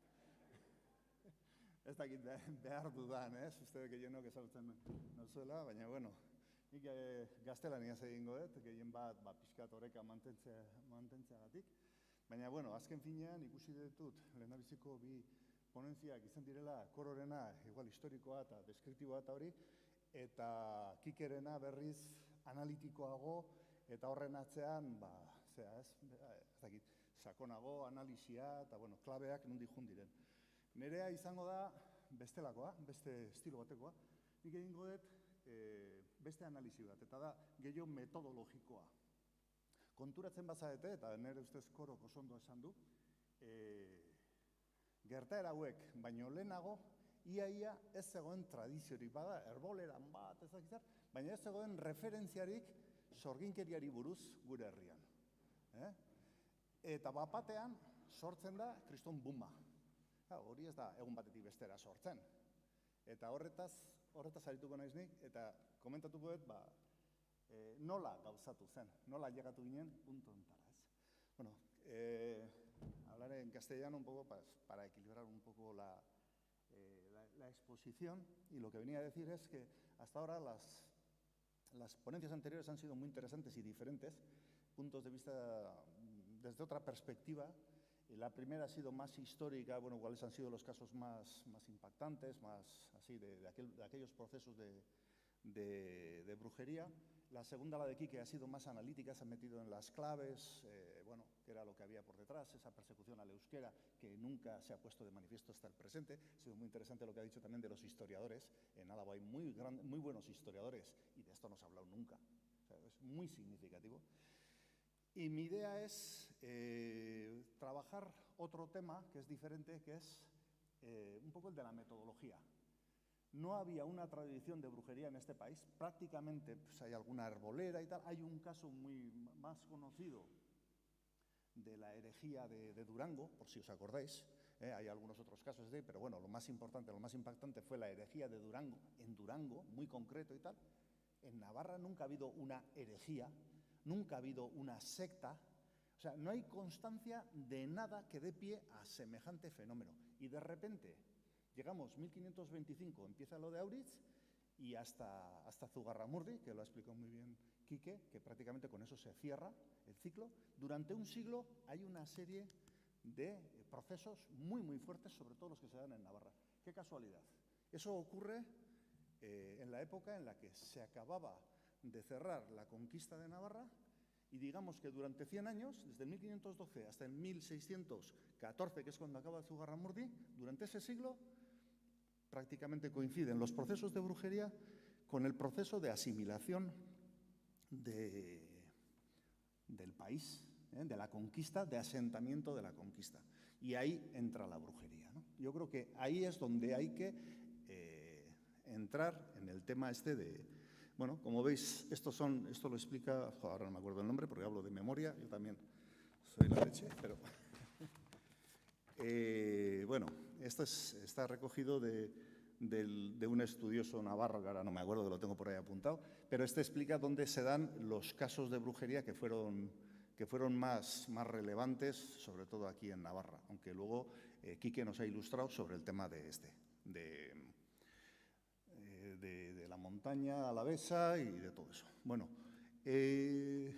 yo quiero, como voy a hacer desde una perspectiva más metodológica, más desde la perspectiva de cómo se crea ese boom de la brujería, cómo se crea el concepto de las brujas, etcétera, quiero poner dos conceptos encima de la mesa. Uno es el de lugares de memoria y el otro es el de relato. El de lugares de memoria, más de una vez lo hemos trabajado, yo creo que aquí hicimos incluso una jornada sobre esto. La brujería para nosotros forma parte de nuestra identidad precisamente porque es un lugar de memoria. Las brujas de Zugarramurdi y tal. Bueno, el tema de los lugares de memoria, no me voy a extender hoy, muy brevemente, viene de la retórica de Quintiliano y de Séneca y tal, en la época romana y tal, en los que en la retórica, para fijar un concepto, para que la gente que te escuchaba se quedara con una idea, estos retóricos, Quintiliano sobre todo, sugerían vincularlo con un lugar. Entonces, luego viene el historiador Pierre Nora y ese concepto lo utiliza como lugar de memoria. Es decir, tú coges la torre de Pisa, en el mundo habrá 400 millones de torres, pero la de Pisa, el campanile, todos lo tenemos en la cabeza. Lo hemos vinculado a un lugar, ya sabemos de lo que. Pasa lo mismo con el proceso de Nuremberg. Habrá 100.000 procesos, pero el de Nuremberg es específico, es el de los nazis, es el del final de la Guerra Mundial, etcétera, etcétera. Los lugares te dan una perspectiva que vincula al concepto. Eso es un lugar de memoria, ¿no? Pues eso, Tolosaco Bagarrunak, el gigante de Alzo. Gigantes habrá muchos, pero para nosotros seguro que el de Alzo ya sabemos quién es. Bueno, pues las brujas de Zugarramurdi pasa lo mismo. Lugares de memoria, hoy en día, o sea, para interpretar esto, tenemos eso, ¿no? El tema de los lugares de memoria de nuestro país que están muy vinculados a nuestra identidad. Yo ya digo que no me voy a meter con este concepto, pero para que sepamos una cosa muy clara es que lo importante de los lugares de memoria es su significado. ¿Qué es lo que hacen los lugares de memoria? Transmiten un significado, una historia, un concepto, ¿no? Ahí tenemos el tema de Guernica. Guernica es un lugar de memoria y ahí hay un conflicto. Es decir, te viene el ministro Bolaños y te dice Guernica es un lugar de memoria para todos y tal. ¿Por qué? Porque es el pueblo bombardeado. Es un pueblo sometido a la barbarie y tal. Y no sé qué. ¿Por qué? Porque lo bombardearon. Y dices, no, perdona. Antes de que lo bombardearan, Guernica ya era un lugar de memoria para nosotros. Precisamente por eso lo bombardearon, porque era un lugar significativo para nosotros. Claro, lo que ha hecho ha sido, nos borra a nosotros la memoria y él crea la suya. Y sin embargo, Guernica para nosotros era el lugar de las libertades, el árbol de Guernica, el canto de Guernica Coarbola. Es el sitio en el que José Antonio Aguirre jura su cargo porque está vinculado a las libertades democráticas. Es un lugar de memoria y ahí hay un debate político, un debate de significados. Eso es lo que pasa con los lugares de memoria, ¿no? Con las brujas va a pasar lo mismo, que lo que se nos ha transmitido es un significado y nosotros tenemos que darle la vuelta. Es lo mismo que con Guernica, tenemos que darle la vuelta. Por eso quería traer este concepto aquí, ¿no? Lo mismo que Guernica, pues podemos pensar el tema de Amaiur. Amaiur nos lo explicó Pello Monteano un día hablando de esto y tal. Y Amaiur para nosotros es un lugar de memoria, ya sabéis, ha sido hace un par de años el aniversario y tal. Y estábamos tal, y Pello Monteano nos dijo, joder, ¿qué significa Amaiur? Amaiur es el lugar de la resistencia navarra. Es el lugar en el que unos navarros lucharon a muerte por no ser españoles. Eso a los españoles no les hace mucha gracia. Y a los navarros que se consideran españoles, muchísimo menos. Porque resulta que ellos son muy navarristas, muy navarreros, muy navarros, y había unos antecedentes suyos, unos antepasados, que lucharon a muerte por no ser lo que son ellos. Entonces, como veis, ahí hay tela y ahí hay guerra. Bueno, pues eso es lo que pasa con la brujería y eso es lo que venía un poco a exponer. El otro concepto es el del relato. Esto trae un poco de coña para que veáis que el relato tiene tela. Esto es lo he puesto, ¿no? Primero estaban los tartesios, que son los fundadores, eran los españoles. Luego los iberos, los celtas. Luego los griegos, fenicios, todos españoles. Y luego vinieron los romanos, Séneca, Quintiliano, Teucano, Gladiator, eran españoles. Nos invadieron los visigodos y eran españoles. Pero vinieron los árabes y esos no eran españoles. Y hubo que reconstruirlo y reconquistarlo todo. Y esto, si lo reconocéis, nos hemos educado con esto.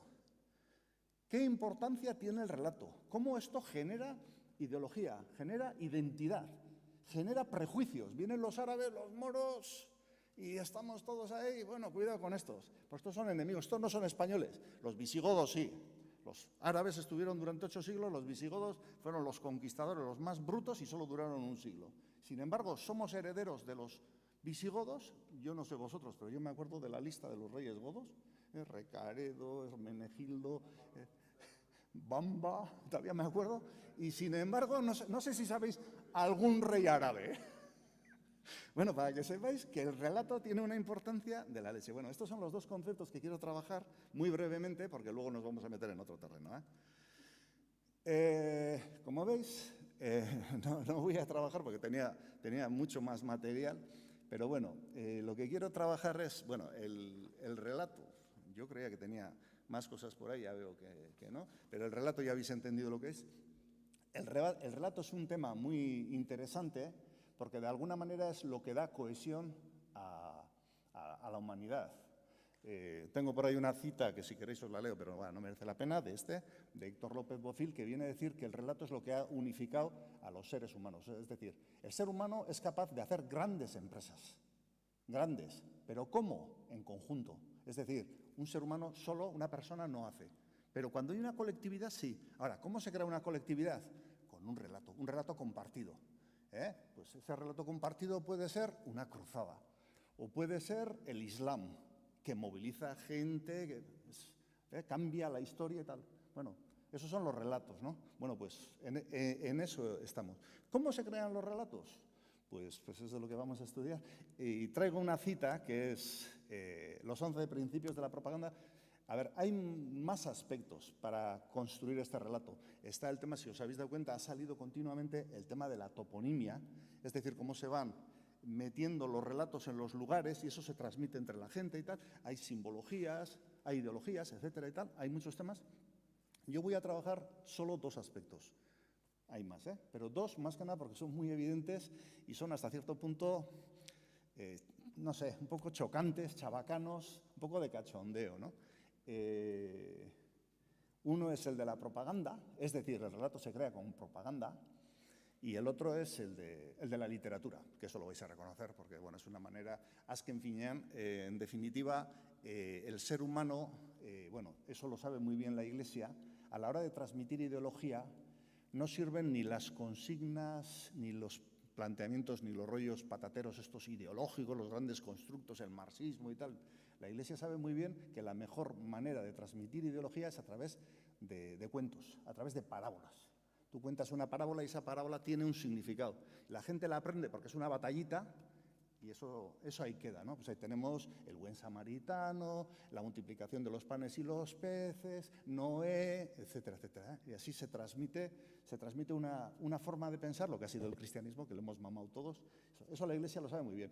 Cuando estamos hablando de todas estas cosas, quien está detrás de todo esto es la Iglesia. Es decir, está detrás el Estado español, que en aquel momento se constituye como imperio, está esto y tal, pero a todo eso quien le ha dado soporte ideológico ha sido la Iglesia. Y en todo esto, efectivamente, como muy bien ha dicho Quique, en algunos aspectos está el poder civil, los juicios son civiles, etcétera, pero quien le ha dado el libro ese, el martillo de las brujas y tal, y ese tipo de cosas, quien lo ha construido ha sido la Iglesia, la Inquisición, etcétera, etcétera. Y en este caso yo creo que hay que trabajarlo desde este punto de vista. ¿Cómo se ha creado la figura de la bruja? Bueno, pues a través de la propaganda. Alguien me puede decir, joder, pero eso es extempóreo, es un anacronismo. Citarle a Goebbels con respecto a algo que ocurrió 4 o 5 siglos antes, un poco fuera de lugar. No. Goebbels es el gran experto de la propaganda. Hoy en día eso está más evolucionado, hoy en día está todavía más allá, pero vamos a reconocer estos métodos en lo que vamos a hablar, Y Goebbels lo que hace es recoger lo que había de antes y lo sistematiza y hace estos principios para decir cómo funcionan, ¿no? Y entonces eso, lo primero que tenemos es los principios de la propaganda. Bueno, yo creo que me tengo que coger las gafas porque si no, no sé, bueno, es igual. Goebbels, como sabéis, es el gran experto de la propaganda, pero en realidad él no es el fundador, no es el que se la inventa. Antes que Goebbels están los rusos, que en la Revolución Rusa, Trotsky, Lenin, estos son verdaderos maestros. Pero si miramos atrás, en realidad estos son unos aprendices de lo que viene haciendo la Iglesia desde hace 2000 años. Y entonces, pero metodológicamente, para resumir esto, me cojo los de Goebbels, más que nada, porque esto es lo que aprendí en su día cuando estudié, y están ahí. De alguna manera están recogidos los principios, los vais a reconocer. El principio, que es el principio de simplificación y del enemigo único. Cuando tú quieres hacer una campaña de publicidad en contra de alguien, en una situación de guerra, etcétera, etcétera, lo primero que tienes que hacer es meter a todos en el mismo saco. A ver, de la manera más sencilla, bueno, pues lo tenemos, lo que hizo Franco. Todos aquellos eran rojos.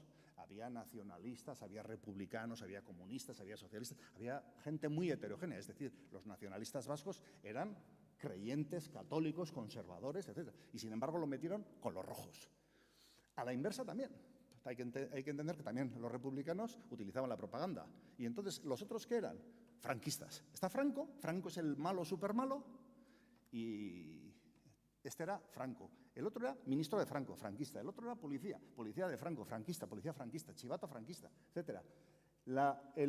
Bueno, eso también lo hemos conocido más recientemente cuando hablábamos de la política que hemos vivido nosotros y te decían todo es ETA. Cerraban un periódico y es que Egunkaria colaboraba con ETA. ¿Qué había hecho? ¿Tenía finanzas, no sé qué? No. ¿Había sacado una noticia? ¿Había hecho? No, pero era amigo de ETA. Estaba en el universo, todo es ETA. Aquí pasa lo mismo. Bueno, pues en el principio de simplificación y del enemigo único, ¿qué tenemos? El diablo. Por todas partes aparece el diablo. No está claro qué es lo que hacen. Sí, les acusan de un montón de barbaridades, un montón de películas, pero sobre todo es que han tenido tratos con el diablo. Continuamente todas las brujas les han besado el culo al diablo, etcétera, etcétera. Siempre está ahí. Eso se complementa con el segundo punto, que es el principio del método de contagio. Las cosas contagian su significado. Lo que hemos hablado antes de los lugares de memoria, el significado está siempre por detrás. Entonces, las cosas contagian su significado. Yo me acuerdo que cuando estudiaba esto, cuando hice la tesis a cuenta de este material, el profesor que me dirigía me dijo, mira, hay un chiste que lo explica muy bien. El chiste es, bueno, chiste entre comillas, es, yo no tengo nada contra las putas y los negros. Has metido las putas, los negros y tal, los has metido en el mismo contexto y está claro que eso huele bastante mal. ¿Por qué? Porque las cosas en el mismo contexto pues contagian. Ya le habéis oído aquí que explicaba cómo se denunciaban unos a otros y cómo habían estado en el aquelarre y tal. O sea, esa relación de proximidad, de contagio, ha sido permanente en todo esto. Y el contagio era sobre todo con el diablo. Todo el mundo que tenía alguna relación con el diablo estaba condenado, estaba marcado. Se ha ido, donde no había conciencia de brujería, en ninguna época en Navarra, porque los primeros procesos son estos, y en la otra parte, lo de Durango y tal, alguna anécdota, de repente aparecen brujas por todas partes y todas tienen algo que ver con el aquelarre, con el diablo, etcétera, etcétera. Es el método del contagio. El tercero es el tercer punto para Goebbels, era la norma o la regla de la transposición. La transposición es eso que dicen que cuando tienes una mala noticia, algo que te deja en mal lugar, le das la vuelta y se la adjudicas al contrario. Y tú más. Eso lo estáis viendo todos los días entre Perro Sánchez y los del PP. Tú corrupto, tú más. Yo ahora de repente encuentro que tú has falsificado los currículums y tú más, y tú no sé qué. Eso es la transposición. Bueno, todo el montaje de la brujería vasca, todo el montaje de la brujería es un gran ejercicio de transposición. Si os dais cuenta, en realidad el mal que había en el país era la conquista, era la guerra. O en el caso que ha explicado Quique, era la existencia de un país diferente que se expresaba en euskera. ¿Qué es lo que hacemos? Le damos la vuelta y sí, nosotros os hemos conquistado, os hemos traído la guerra, aquí hay muerte y destrucción y tal, no sé qué. Pero vosotros estáis en tratos con el maligno. Vosotros tenéis un pecado mucho mayor. Lo vuestro es el mal, con mayúsculas. El mal por antonomasia. Lo nuestro es cosa menor. Nosotros tenemos la guerra, pero vosotros con el diablo.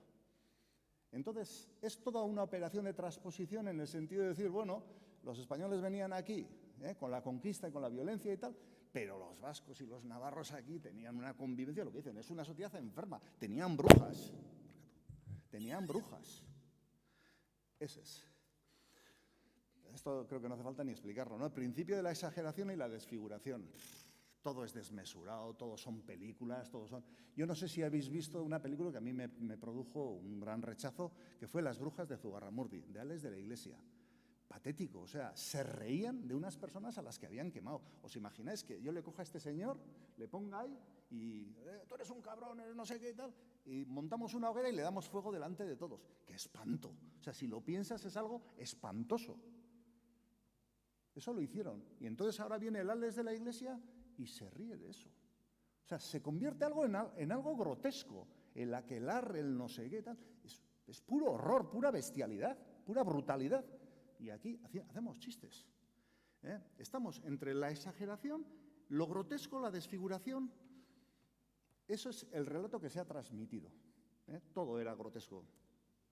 El siguiente punto es el de la vulgarización. Este es un principio que técnicamente es muy claro, igual la gente no lo entiende, y es que si tú haces algo muy elaborado, muy profundo, muy sutil, no sé qué, igual no te entiende ni Cristo.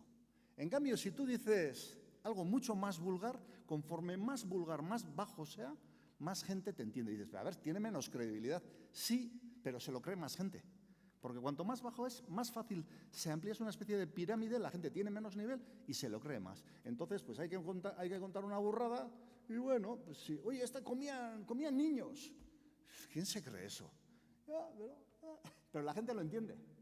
La gente lo entiende. Estos han creado una de las figuras que luego comentaré, es la de María de Zozaya, a la que le acusaron de brujería y tal, y que había montado una tormenta tal que mandó la escuadra del almirante Oquendo al carajo. Bueno, lo que cuentan específicamente es que cogía el mar, un día que pasaba por ahí la escuadra de esto, cogía desde la playa, sacudía como una alfombra y los barcos se fueron al carajo. 800 muertos, porque de 9 barcos que había, 4 se hundieron y hubo 800 muertos. ¿Quién se cree eso? Pero bueno, es algo tan evidente, tan gráfico, y efectivamente ha habido una tormenta, y efectivamente ha habido un hundimiento. Pues bueno, pues se lo creen. Eso es una cosa también que está ahí. El otro es el principio de orquestación. Como os digo, son los principios que Goebbels extrajo, sintetizó y tal, pero que eso venía de mucho más atrás, ¿no? O sea, efectivamente la Iglesia. Y el concepto de orquestación está ahí presente en toda la campaña. Es decir, nosotros no lo percibimos, pero en aquel momento todas las autoridades coincidían en que este era el relato oficial. Antes lo que ha dicho antes Quique, ¿no? Está la versión real y la versión oficial. La versión oficial no tenía contradicciones. Estaba la Iglesia en Navarra. El caso que nos trae aquí a Auritz, quien lo movió fue el licenciado Balanza, venía enviado por el Consejo Real, o sea, la autoridad civil. Estaban la autoridad civil, la autoridad eclesiástica, todas las autoridades estaban de acuerdo, todos los oficiales. Y entonces ese mensaje venía por todas partes. No había nadie que venía a decir, oye, que eso es una burrada. No, eso no tenía ninguna publicidad. Entonces, el principio de orquestación, eso también, si lo pensáis, hoy en día, en nuestro presente, lo tenemos también, ¿eh? Todos los medios de comunicación te dicen más o menos las mismas mentiras, que sabemos que son mentiras, pero bueno. El principio de renovación, que es otro de los casos, es decir, que cuando quieres meter una trola y quieres que esto, tienes que darle nuevos argumentos continuamente. Es el mismo argumento, porque siempre hay que decir lo mismo, pero desde distintos ángulos. Esta es bruja, esta ha hecho esto, esta ha comido niños, tal. O sea, pero hay que renovar, hay que contar. Y si os dais cuenta, antes ya lo he explicado también en esta coro, empezamos en Auritz, luego vamos a Burgi, a Luzaide, a no sé dónde y tal, y se hace un recorrido hasta que se llega a Zugarramurdi y para entonces, claro, ya se ha conseguido que se asiente la conquista, que de alguna manera la gente... A ver, detrás de esto lo que hay, vamos a decirlo claro, ha habido una guerra de conquista. Este es un pueblo muy pequeño frente a... Digamos que este país puede tener en su conjunto, en aquella época, digamos, 1 millón de habitantes. Yo creo que no, ni tanto. Serían 400.000, 500.000. Castilla en aquel momento tenía 16 millones. Lo han conquistado, tal, no sé qué. Y claro, lo han conquistado militarmente. Los hombres se han ido a la guerra, los han matado, se han ido al exilio y tal. Pero las mujeres siguen. Y las mujeres mantienen la naturaleza, la identidad, la cultura navarra. Es decir, la siguiente generación va a seguir siendo navarra. Y el choque cultural, el desfase que hay étnicamente es brutal. La siguiente generación la va a liar. Tenemos que romper eso. Eso Quique lo ha explicado muy bien, cómo desaparece el euskera de zonas hasta el punto de que no queda ni rastro. O sea, lo que hay detrás de este proceso a la brujería es una limpieza étnica. Van limpiando todos y van quitando la conciencia navarra. Y por eso va enfocada hacia las mujeres, porque son ellas las que transmiten la familia, las que transmiten su cultura, su naturaleza, su identidad. Las machacan. Los hombres están en la guerra, los hombres ya han hecho la guerra, los han vencido. Eso es otra de las lógicas también que diga, o sea, esto no se da en Iruña, no se da en Gasteiz, donde está en ciudades donde los tienen totalmente acogotados. Militarmente están dominados. Pero ¿quién domina Auritz, que está en el 5º carajo? Entonces, lo que vienen aquí es a meter miedo y a destrozar la convivencia, a debilitar estos núcleos, ¿no? seguimos. El principio de la verosimilitud. Yo creo que de todos los principios este es el más difícil, porque a ver quién se cree todo lo que salió. Pero bueno, la gente traga.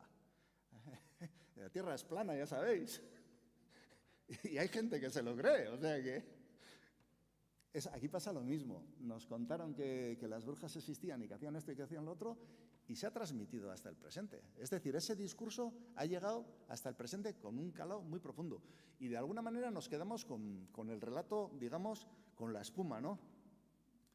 Pero si lo pensáis, nosotros mismos nos hemos creído el relato. Las brujas eran malas y tal. Y nosotros decimos, no, no, no, las brujas eran nuestras. Nos lo hemos creído. Eran buenas, eran rebeldes. Pero hemos terminado creyendo que efectivamente había brujas y eran nuestras y que era lógico que las quemaran. Pues no. O sea, hemos terminado nosotros mismos, era lo que decía antes de la pelea entre los significados, ¿no? Que nosotros mismos hemos interiorizado. Aquello fue una campaña de represión pura y dura contra la cultura, contra la existencia étnica colectiva navarra. Y la hemos creído. El principio de silenciación, que lo ha explicado también yo creo muy bien Quique, me ha gustado más que nada que lo ha explicado y tal, es otro de los principios que viene aquí. Es decir, las noticias que no nos convienen y que además no le podemos aplicar el principio ese de la transposición, porque incluso igual hemos sido nosotros los que las hemos desarrollado, pues llega un momento que se silencian. Y en este caso está el edicto del silencio, que lo tenéis ahí.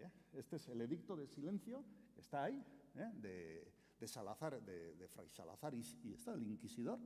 Y es, detrás de eso, lo que ha dicho, que está muy bien, no es decir que este fuera el bueno y los otros eran los malos, el Valle Alvarado, etcétera, tal. No, es un cálculo político que en un momento determinado dicen, bueno, nosotros ya hemos cumplido nuestros objetivos, ya la campaña ha sido un éxito, nos ha salido bien, ya tenemos a la sociedad navarra, la tenemos aplanada, acogotada y tal. Oye, que esto huele, que esto puede traer cola, que alguien puede llegar un momento que nos lo denuncie y que si hay una denuncia fuerte, que traiga cola y que diga que lleváis un siglo quemando a la gente. No, de esto ya no se habla. Publican, sí, hacen una especie de amnistía, pero detrás de la amnistía, porque creo que lo que has dicho antes de ese, que no te he pillado bien, yo creo que eso es en el 2010 o el 2011 y tal, creo que fue así, pero esta es en el 2014. Es decir, detrás de la campaña dice, sí, amnistía y tal, cerramos esto, pero no se vuelve a hablar. Que nadie hable porque esto es una materia prohibida. Es decir, hemos hecho unas barbaridades de la leche y ahora lo silenciamos deliberadamente. O sea, como veis, los principios de Goebbels están aquí todos, pero de manual. El principio de transfusión es un principio técnico, es decir, que para convencer a la gente no tienes que ir con una idea que choque, que vaya frente a sus creencias, sino que tienes que aprovechar sus creencias, como en este caso. En el fondo, en aquella época, la sociedad navarra era católica, era cristiana, estaba dentro, bueno, pues habría más o menos descreimiento, habría lo que fuera, pero estabas dentro de un universo católico. Y entonces se haces, uy, que allí viene el diablo, el maligno y tal, un poco siguiendo la corriente de las ideas. Y luego que es el principio de unanimidad, que es uno de los más importantes. Esto yo lo explicaría desde la perspectiva de la sociología, ¿no? Es decir, en principio esto lo que viene a decir es que uno de los mayores principios o factores de fuerza es que todos opinamos esto. Todos, la unidad, la colectividad, eso tiene una fuerza, presión, porque al final si todos piensan eso, aunque yo no piense, al final igual tienen razón los otros. Esto tiene un juego muy torticero, maltzurra, gure artean. Muy torticero, y es que si señalamos a Iñaki como que él es el malo y todos los demás somos buenos, no queremos saber nada con Iñaki, lo marginamos y construimos la identidad frente a él. Si él es el euskaldún, nosotros no queremos ser euskaldunes. Si él huele a brujería, nosotros no, nosotros nos arrimamos al poder. Y la mayoría, mientras se hace una campaña frente a unos pocos señalados, los demás vamos construyendo nuestra identidad en otro sentido, por si acaso, por si acaso. O sea, y está claro cuál es el sentido general. Estos son los principios de la... Si lo pensáis un poco, todos estos principios están hoy en activo. Hoy en día hay una publicidad mucho más sutil, mucho más desarrollada, a través de películas, a través de no sé qué, a través, pues por ejemplo, del Tour de Francia, que nos enseña qué bonita es Francia y qué castillos y qué paisajes y tal. O sea, hay otro tipo de modelos. Pero esto está en la base, sobre todo, de los conflictos políticos. Y esto, si miramos nosotros 30, 40, 50 años atrás, en nuestra propia sociedad, podríamos reconocer lo que hemos dicho, todo es ETA, etcétera, etcétera. Todo eso lo encontraríamos en este campo. El otro aspecto que quería trabajar es el tema de la literatura, que no sé ni cómo voy de tiempo. Sí, ya voy terminando, ¿no? ¡Ay, no puedo! Esto no puedo. Muy brevemente, entonces.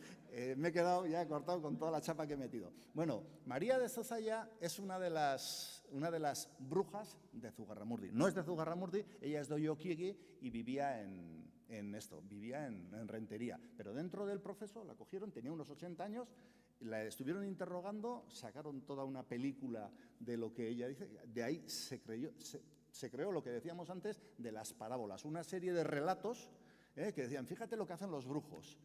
Y esta no la quemaron, pero sí la quemaron en efigie. No la quemaron porque ella confesó, lo que decía antes Quique, de que si confesabas ya te absolvían, en este caso no le absolvieron. Murió en el proceso de interrogatorio y entonces era tan fuerte lo que le habían colocado que dijeron, por si acaso la quemamos en efigie porque esta es maestra de brujas. Y era una pobre mujer de 80 años. Bueno, esta es la que le acusaban de los aquelarres, que iban a Samalvide, que es un barrio de Rentería y tal. Y esta, en un momento determinado, cuando le montan el proceso, dicen, hace 5 años ha pasado lo de Oquendo, ella ha sido la culpable, es la mayor bruja de todo el país, ¿no? Digo lo de la literatura aquí porque más lo vamos a ver en el otro. Estos son extractos de su declaración, están en internet, o sea, los podéis encontrar. Eso es tal cual lo que le acusaban a ella. Y entonces, a esta, dentro, aparte de lo de la batallita esa, bueno, de que iba la aquelarre, que era bruja, que volaba, lo que ya sabéis, pero específicamente, como era maestra de brujería, a esta le acusan, pues eso, por ejemplo, lo de que había desatado la tempestad que provocó la pérdida de la flota de Oquendo, pero luego le acusaban de que ella en casa tenía 6 sapos. Esos 6 sapos los vestía, los alimentaba, los cuidaba, hablaba con ellos, se ilustraba mutuamente de sus brujerías y tal, y no sé qué. Cuando la Inquisición supo eso, fue a su casa, corriendo a coger a los sapos, pero no estaban. No sé cómo, pero resulta que el diablo se había enterado y les había avisado y sabía. Bueno, digo esto para que veáis. Lo mismo ocurrió con esta mujer, una amiga suya, una compañera y tal, que se llamaba Martina, con la que tuvo un pleito, se enfadó con ella y tal, preparó una manzana, le puso ponzoña, se la dio y la otra se comió la manzana y de allí algún tiempo murió, se fue secando y tal, no sé qué. No sé si os recuerda lo de los 6 sapos y lo de la manzana, y no sé si os recuerda algo. El cuento de Blancanieves. Blancanieves, los 7 enanitos, que en este caso son 6, la manzana, etcétera, etcétera, etcétera. A ver, el cuento de Blancanieves es de los hermanos Grimm y lo escribieron 200 años más tarde. O sea, para que veáis que la imaginación volaba, Las brujas no sé, pero la imaginación volaba. 200 años más tarde, esos argumentos se convierten en literatura. Es decir, la Inquisición echaba mano de parábolas que se inventaban o que tenían algún... y se las colocaban a estas supuestas brujas. No, todavía me queda otro. Sí, no está aquí, no lo tengo aquí. He visto que ya estoy en el final y con esto termino. Y no sé si os suena el cuento de Mateo Chistu. Os digo porque aparece en el sumario. El cuento de Mateo Chistu era el párroco de no sé dónde, lo cuenta Aita Barandiarán, que también es literatura, forma parte de la cultura de este país. Era un cura que tenía una afición a la caza. Y entonces el diablo, ¿qué es lo que hace? Se disfraza, se viste de liebre, aparece en plena misa, coge el cura una liebre, coge la escopeta, coge los perros y con sus vestiduras sagradas va detrás de la liebre. Y entonces eso es tal sacrilegio que está condenado para la eternidad a correr detrás de una liebre con sus perros de caza y tal. Y cuando silba el viento en el monte se dice, ahí va Mateo Chistu. Bueno, pues eso le acusan a ella de que ella era la liebre. Y dices, pero a ver, ¿se puede ser más infantil? Por lo que decíamos, el principio de vulgarización. Estamos hablando de cuentos, chismes, batallitas, y con eso se creaba relato. Y como veis, se llegó al límite y no... Es que ricasco, tal vez.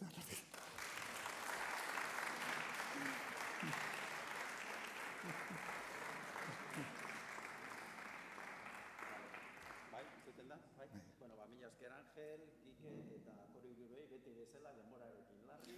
No hay manera de arreglarlo esto, pero bueno.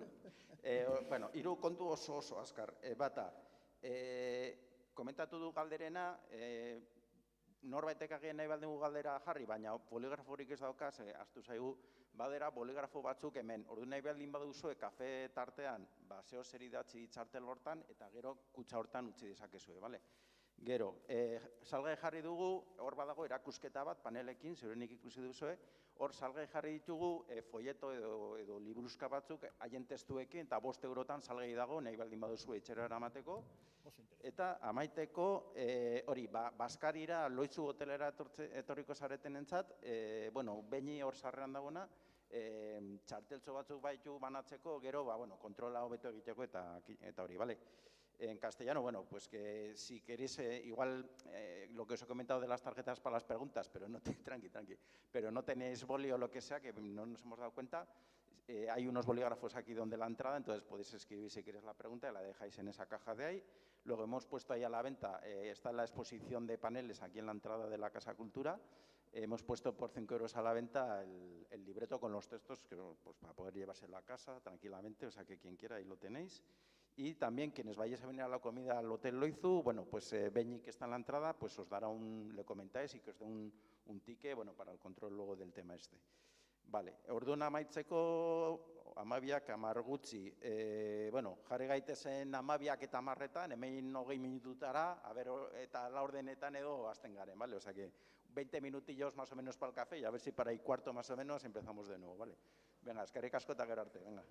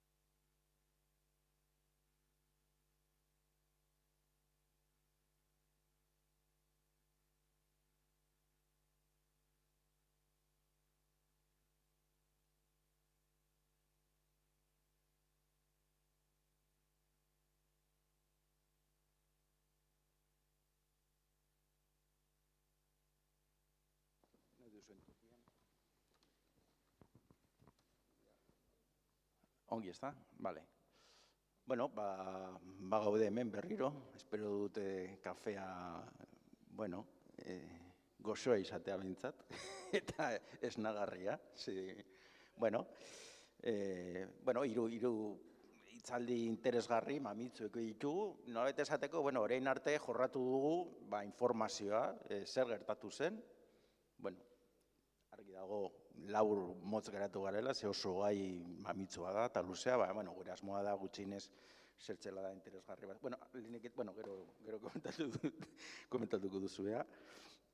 Eta horren ingo duguna da, nolabait esateko, datu historiko horietan oinarriturik, zenolako kontakizun bat daukagun, alegia historia da, gertakizun zehatz batzuk badira, baina gero, jende arrunta, herri bezala, daukagun ideia, ez da historia objektibo bat, da lehenik eta ben hautaketa bat, ze gauza batzuk oroitzen ditugu eta beste batzuk ahaztu, eta interesgarria da zergatik gertatzen da hori, baina hori beste bateako. Eta baita ere, kutako bakoitzak badaukagu lotura subjektibo bat, nolabait esateko gertakizun horiekin. Guretzat jotzen ditugu, oroitu beharreko gauzak modu honean oroituta, edo gorroto beharreko gertakizuna, nolabait esateko, horrekin osatzen dugu kontakizun partekatu bat. Eta horretaz gogoeta egingo dugu, edo hori da proposamena orain. Horretarako hiru gonbidatu ditugu hemen, eta lehenik eta ben eskerrak hiruroi hona etortzagatik, eta bereziki korori, hasiko naiz kororekin. Kati Leatze, printzipioz Agoiztarra zen etortzekoa, baina justu betiko kontuak, atzo goizean mezu bat bidali zidan, COVID-ekin zebilela, etxean lur jotak, oean, eta ezinean. Eta ezinbestekoa zen gainera guretzat, emakume bat egotea, eta ikuspuntu hori emateko, eta azken momentuan baietza eman digu korok, eta gainera hitzaldia eman eta gero, eta eskerrik asko bi aldiz, eskertzen da, alako gozak eskertzen dira.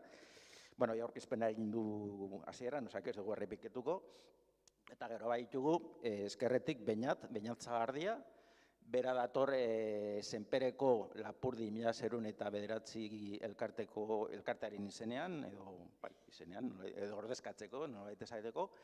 Garrantzitsua da gure alde batetik, elkartea bera sortu zelako 2009an, Piag de Lange egindako sarraski horren laugarren mende horrena dela eta, alegia haiek gaia landu dute, eta bar. Eta baitere garrantzitsua delako gure ustez, Ipar Euskal Herriko ikuspegia ere txertatzea, eta bereziki kasu honetan herrigintzatik. Hau da, ikuspuntu bat, oso interesgarria, eta Beñat honetaz arituko, eta eskerrik askoari ere. Eta amaitzeko, Iñaki López de Luzuriaga, bera itzultzailea ogibidez, baina, saltzero nolait esateko, bestak beste wikilaria da.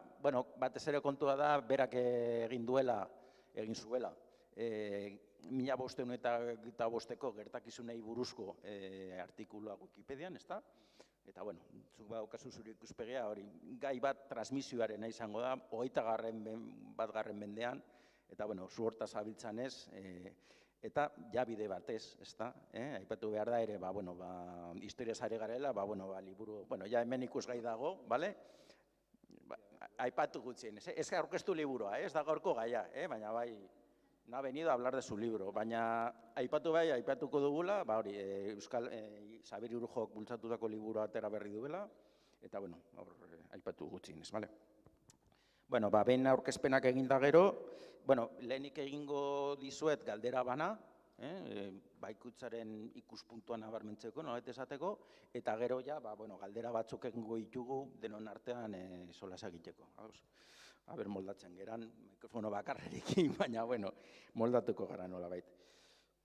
Bagian hasiko nahi zure baimenarekin Beñatekin, eta, aipatu duan bezala, Lapurdi 1.000 eta 9 elkartea, gai honen inguruan sortu zen, gero, beste gauza asko egiten ditu Senper inguruan, eta Lapurdin, gure kultura, euskara, eta barrekoak nabarmentzeko, baina, gai honekin jaio zen, eta bai galdetu nahi niola gauza bat. Senperen, batzuk jakingo duzue, baina beste batzuk agian ez, merezi du Senpera joatea, bide batez, herri polita. Baina, bertan badaukazue, Angel ere aritu da oroimen leku ez, eta Senperen badaukazue oroimen leku berezi bat, eta da bertako gaztelua, oso historio luze batekin eta bar. Baina, gai honekin lotzeko kontua da, okerez banago, eta zuzendu behar izan ezkego, hori, Piar de Lancre bertan kokatu zela, egoitza bertan jarri zuela hori guztia egiteko. Horregatik, beste bat kontu baitu, baina horretik nabarmena da, eta hain zuzen ere, esku horri turistikoetan, bizitagidatuetan, Le Chateau de Sorcier edo Sorginen gaztelu izen horrekin izendatzen dute, ezta? Orduan, kaldera zuzena da, nolabait esateko hori, zein da, hor badago kontakizun ofizial bat, zein da pizkat kontatzen diguten bizitarioi gai honen buruzko kontakizuna, eta zuen ustez zuzena da, edo zein da zure iritzia honen inguruan, hori da galdera.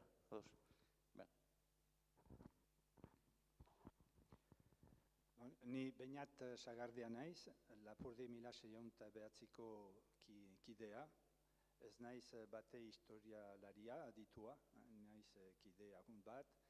Elkartean sartu nintzen duela 3 urte, historiari interes pixka bat ematen diotelakotz. Gai honi buruz, dakizuen bezala, 1609 urtean Lapurdiko sorginkeria epaiketak izan ziren. Eta 2009 urtean, Senpereko herriko etxeak ukantzuen xedea honen ospatzeko. Eta 2 urte lehenago bildu zituen 50 bat lagun,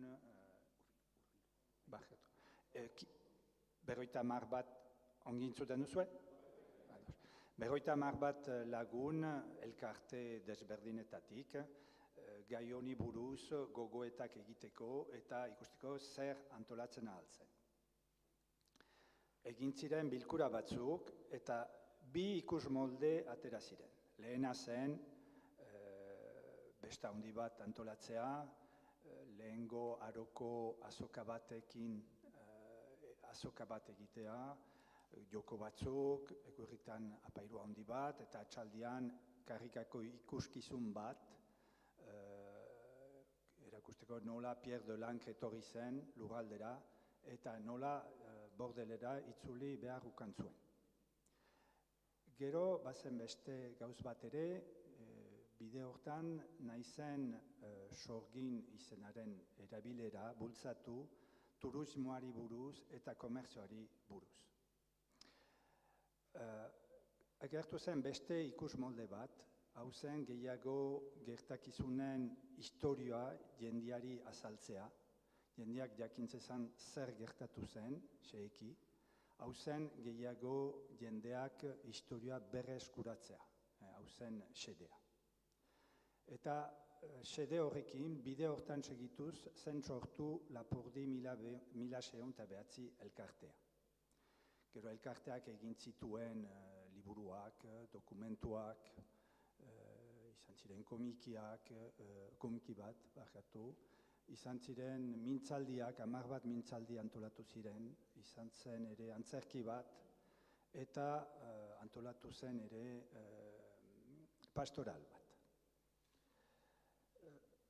Gero, handik urte bat, buruan, 2010an egin zen monumentu bat, honen gertakizunaren buruz, deitzen da Oroimina, hau egin zuen Nestor Basterretxeak artistak, asmatu zuen, eta eraiki zen gazteluaren aintzinean, Senpereko gazteluaren aintzinean, zenta hor gertatu ziren epaiketa handena bat, eta hau eraiki zen Jean-Michel Bedasagarren laguntzarekin ere. Hau, nola gain dut, iniziatiba hau eta bultzatu zuen elkarteko presidenteak Andoni Iturrioz, ari esker egintzen hau.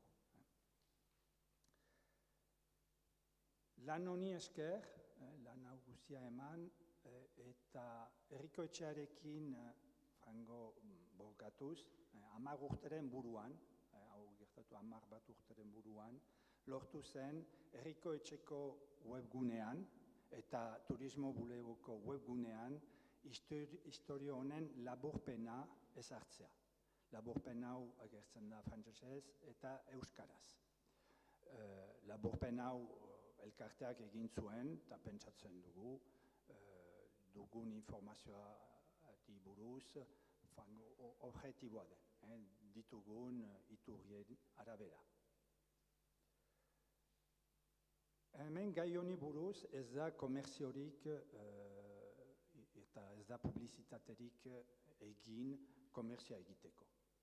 Baina ez da ere publizitate handirik egin jendeak jakin dezan zer gertatu zen eta monumentu honi buruz publizitate gutxi da. Bisita bat edo beste eskola batetik edo beste izaten da, baina gutxi egan dezakegu. Gazteluari buruz, gaztelu hontan gertatu ziren Pierre de Lancrek han egin zituen epaiketak eta badu leku honek garrantzitsua da gai honekin. Herrikoetxeko webgunean gauza gutxi da, bada laburpen bat, laburpen txiki bat, frantsesez, baina gauza gutxi. Ez dago dokumentazio anitz honen gainean. Euskaraz ez dugu oraindik deusik sarri webgunean, ez du.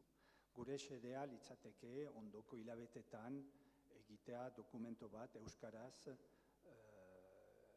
euskaldunen ikuspenetik zer den gaztelu honen historia. Hori da gure xedea ondoko hilabetetan.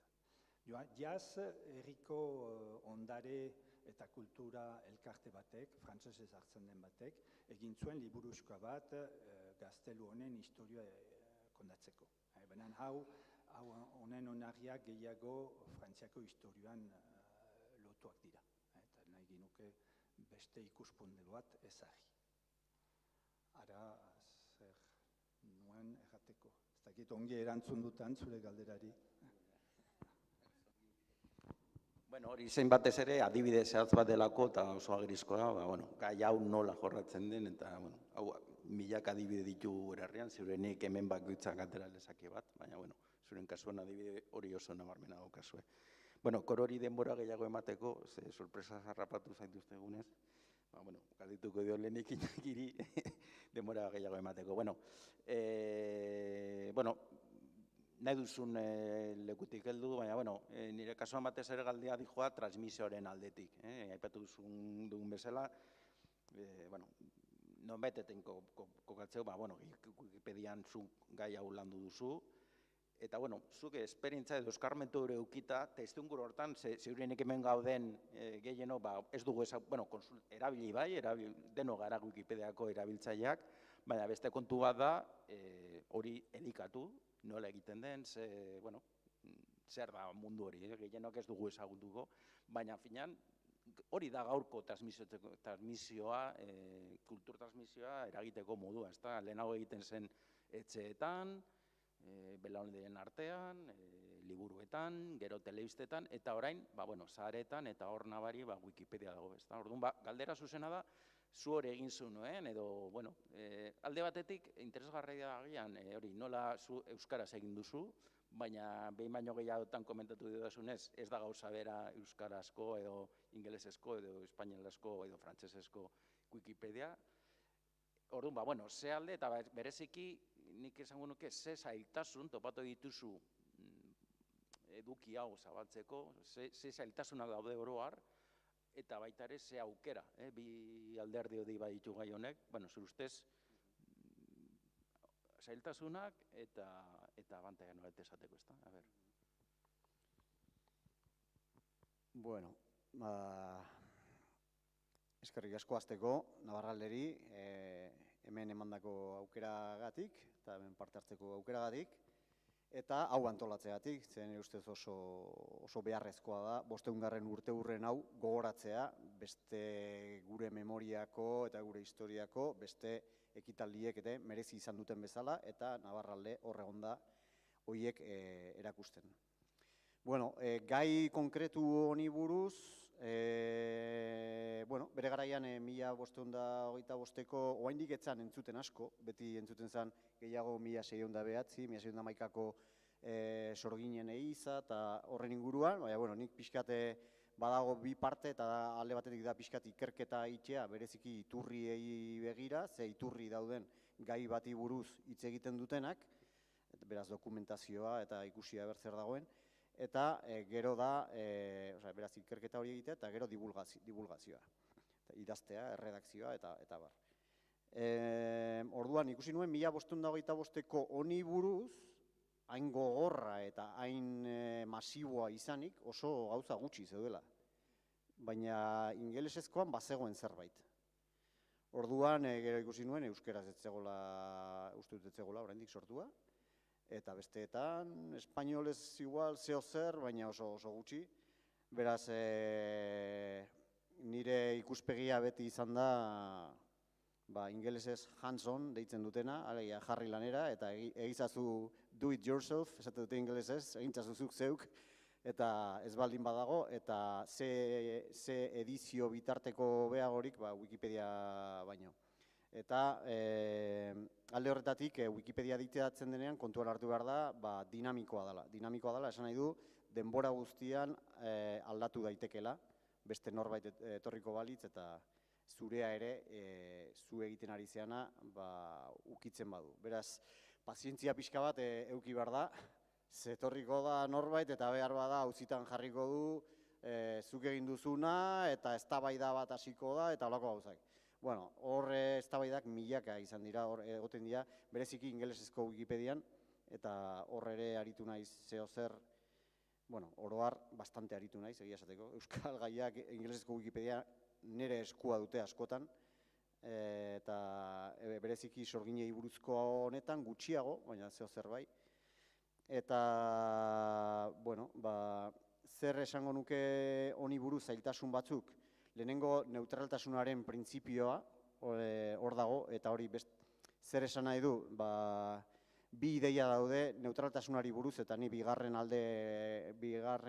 alde lerratzen naiz, bata da norbera izan behar duela neutrala eta ikuspegi neutral bat eman, nolabait ere ez posizio baten alde eta ez bestearen alde.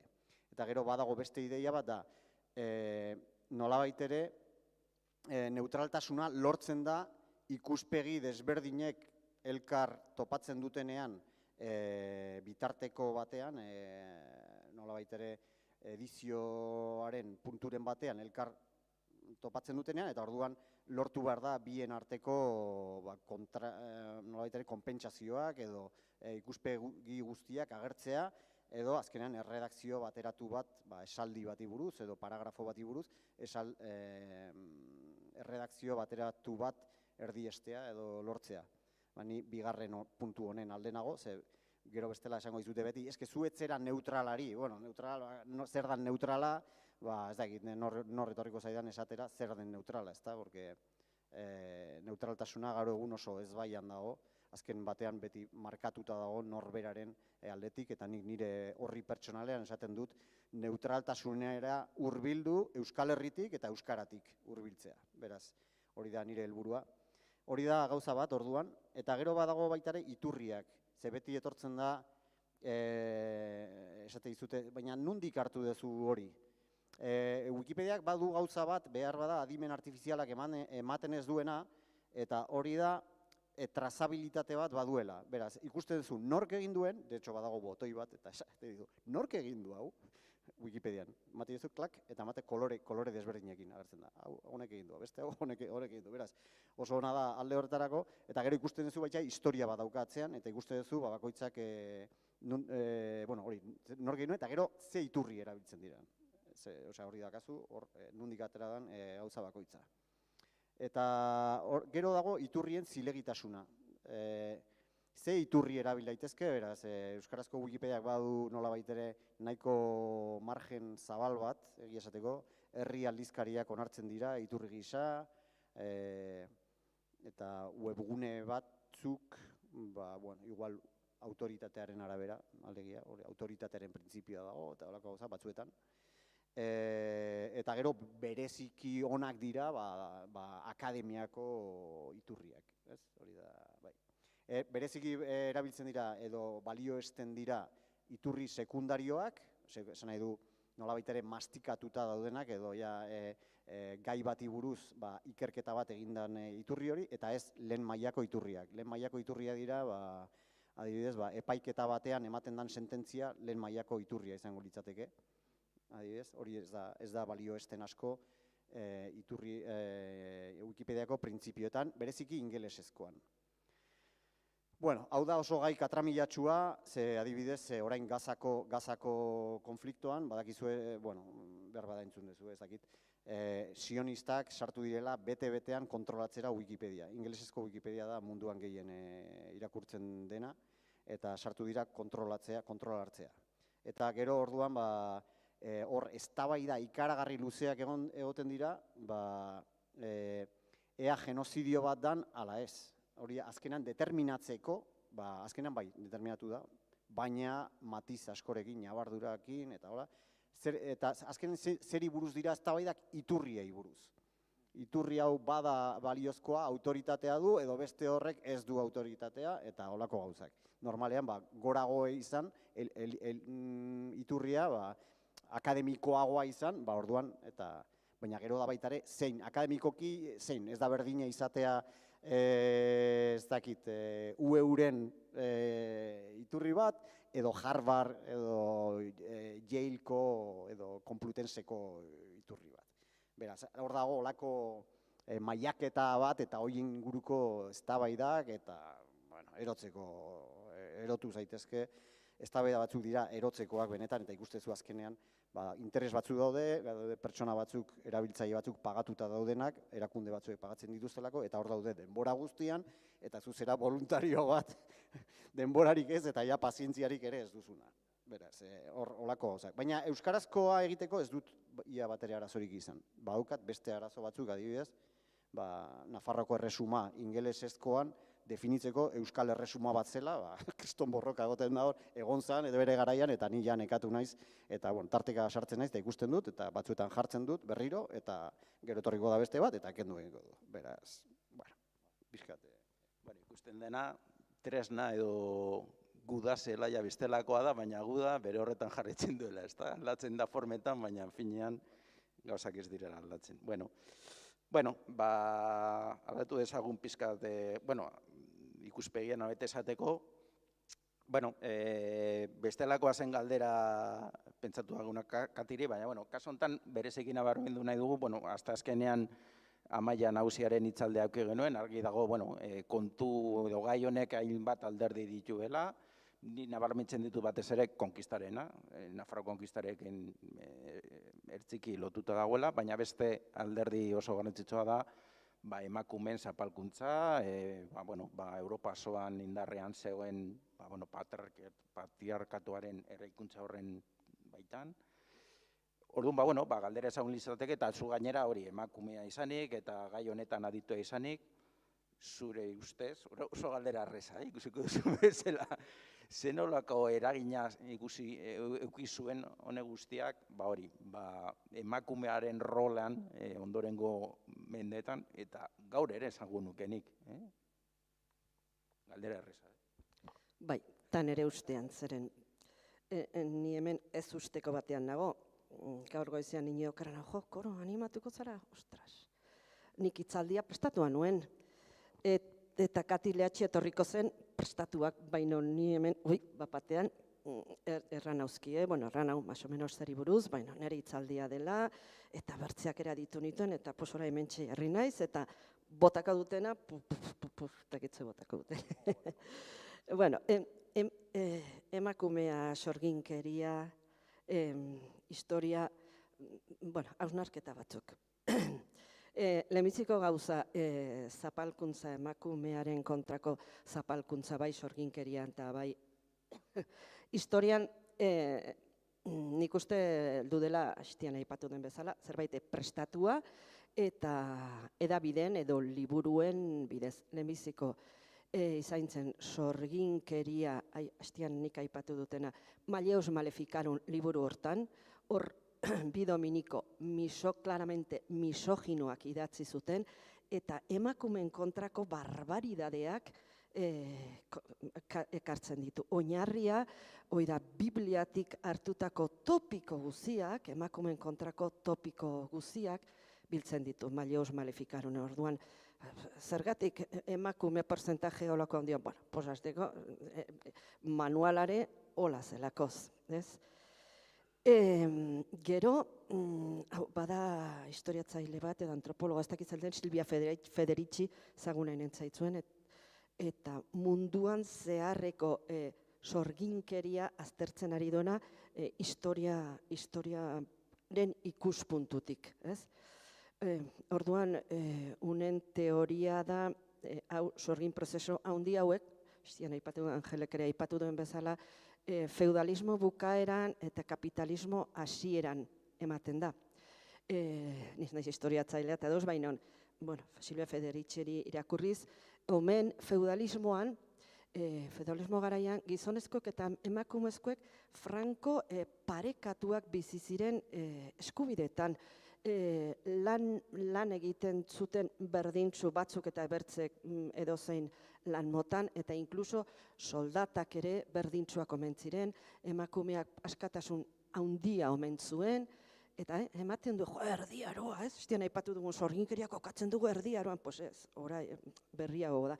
Eta ematen du, erdiaroan feudalismo garaian, Silvia Federicik dionez, emakumeak askatasun gehiago zuela.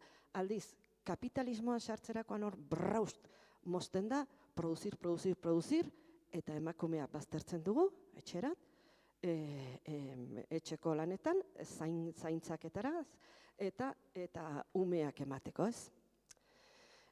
Orduan, hori ere argi eta garbi ikusten da, nondik etorri den emakumeen protagonismoa gaiuntan. Eta gero, orokorrean, norek idatzi du historia? Oraia badire emakume batzuk, historiatzaileak, baino dela gutxi arte, gizonezkoak ziren denak. Eta bai historia eta prehistoria eta dena, gizonezkoen ikuspegitik inda. Inkluso, orai badakigu, medikuntza baitare, ez da gauza bera. Infarto baten sintoma kontxotoma, resultak gizonezkoen sintomoak dire. Guk, emakumezkoak, bertze sintoma bak omen ditugu, takita ditu duzuen, hoi adibidez, eta bertze eritasun batzutan baitare, tradizionalki, ikasire edo probak egin dire gizonengan, baina ez digute guri balio. Berriki irakurri dut liburu bat ere, emakume batek, nola da, arkeologa batek idatzia, prehistoria de las mujeres. Eta horren nola ikusten den, orai arte egin ditako, aurkikuntza guziak beti gizonezkon ikuspuntutik eginak. Adibidez, agertzen dire bigorputz, elkarrekin besarkatzen edo, eta ja interpretazioa da bikote bat senarremazte, bikote bat. Kontxo, gero gaur egon ja, prueba del carbono 16 edo takitzen bat, eta ikusi, ez, 14, ez, dire gizon emakume, dire, bi gizon, handa kontxo. Edo enterramendu batean, puntas de lanza, un guerrero, carbono 14, no, era una mujer. Orduan, hor ja betitik historian zehar genetan sartua ditugu gizonek interpretatzen dituztela gauzak beraien ikuspuntutik. Eta orduan hor kaltetuak nor, pues, humanidade erdia emakumeak gu. Oitorri zaitola, baino galdera etzen hau, ez, Inigo? Galdera etzen hau, ez? Berdin dio. Bueno, pues igual, hortik dijoa. Bueno, eta bueno, hortik ze gertatzen da, emakumeak bigarren, gizateri erdia, bigarren divisioneko jendea gara, betitik badakizue gure opinionea apaldua izan da, ez dugu eskubederik izan, ez da bankoan kontu bat edekitzeko, ez da, gaur egun oino gizarte haunitzetan, badakizue hola segitzen dutela, Irak, India, hainbat tokitan, ez? Guk oia superatu dugu, baina neolitikoan 10.000 urte historian, pampa. Bada hor, baina uste dut mito urbano dela, izan zirela edo badirela soziedade matriarkatu batzu, baina uste dut ez dela gorkegia, bai izan direla gizarte batzu non emakumeak podere gehiago izan duten, baina matriarkadoa ez dela, behinera ez dela, uste dut ez dela zibilizazionik ezagutzen matriarkadotan. Beti, zanpatuak egon gata, orai, poliki, ea lortzen dugun. Olako gauziko olako itzaldekin eta olako antolamenduekin. Oso ongi, lasai geratu daitezke, txalobero bat, eskerrak eman behar dezkegu, erronka izan da hori, bote prontoan presa haude, eta, eskerrak asko. Orain egingo dizuet galdera hirurontzat, galdera zabala nobait esateko, eta ni proposatzen dizuet joku edo erronka bat, ezta? Nik somatzen dut, ez dakizuek nola ikusiko duzuen, baina, normalen gai hau planteatzen denean edo ateratzen denean, beti lehenengo galdera izaten da zigortuen begirada edo fokua edo jartzen da beti zigortuengan. Baina sorginak bat ziren, ezote ziren, akelarrak, zer ziren, ziren, ezote ziren, zegoen sorgin, ustezko sorgin horiek definitzeko hildo nabarmen bat edo leitmotiv delako bat. Eta ez da erreza izaten erantzuna, normalean goratzen dut Amaiak esaten zuen nola profil askotako biktimak edo zigortuak egon zirela, ezta? Baina zergatik ez da inbesteko garrantzia emanen edo arreta jartzen zigortzaileen markatu. Nortzu ziren, ari naiz pertsonez, baina baita ere erakundez. Ez dakizuen nola ikusiko duzuen, hori da erronka, baina nik uste hor bai badagola hildo nahiko nabarmena errepikatzen dena, ezta? Nortzu ziren prozesu hauen, zuk ongi ezagutzen dituzu, esate batero, Pedro Abalanza zegoen hemen, Leon de Aranibar Zugarramurdin, Anduezako jauna, Urtubiako jauna Lapurdin, hauek guztiak eta zuk oso ongo azalduzu nola haiek guztiak edo gehienak harremanatuta zeuden, nortzu ziren hauek, eta berezeki zergatik, hori berez dator, ezta? Zergatik bultzatzuten hauek. Osea, arreta jarri diezaiogun gehiago zigortzailengan. Zentzuk ziren zuen ustez edo nola baloratzen duzu. Hasiko gara eskerretin, nahi baldin baduzu, bainat, edo bai.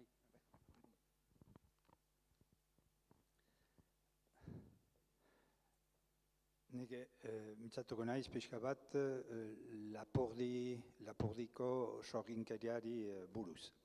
Egia da, ez dakit nola, baina pentsatzen dut nola ezbait formatatuak gaituztela, sorginkeria aipatzeakin segidan gogorat etortzen zaugu sorgina. Sorgina eta zer egin ote zuen sorginak. Pentsatzen dut, hola formatatu gaituztela. Behatzen badugu Lapurdin.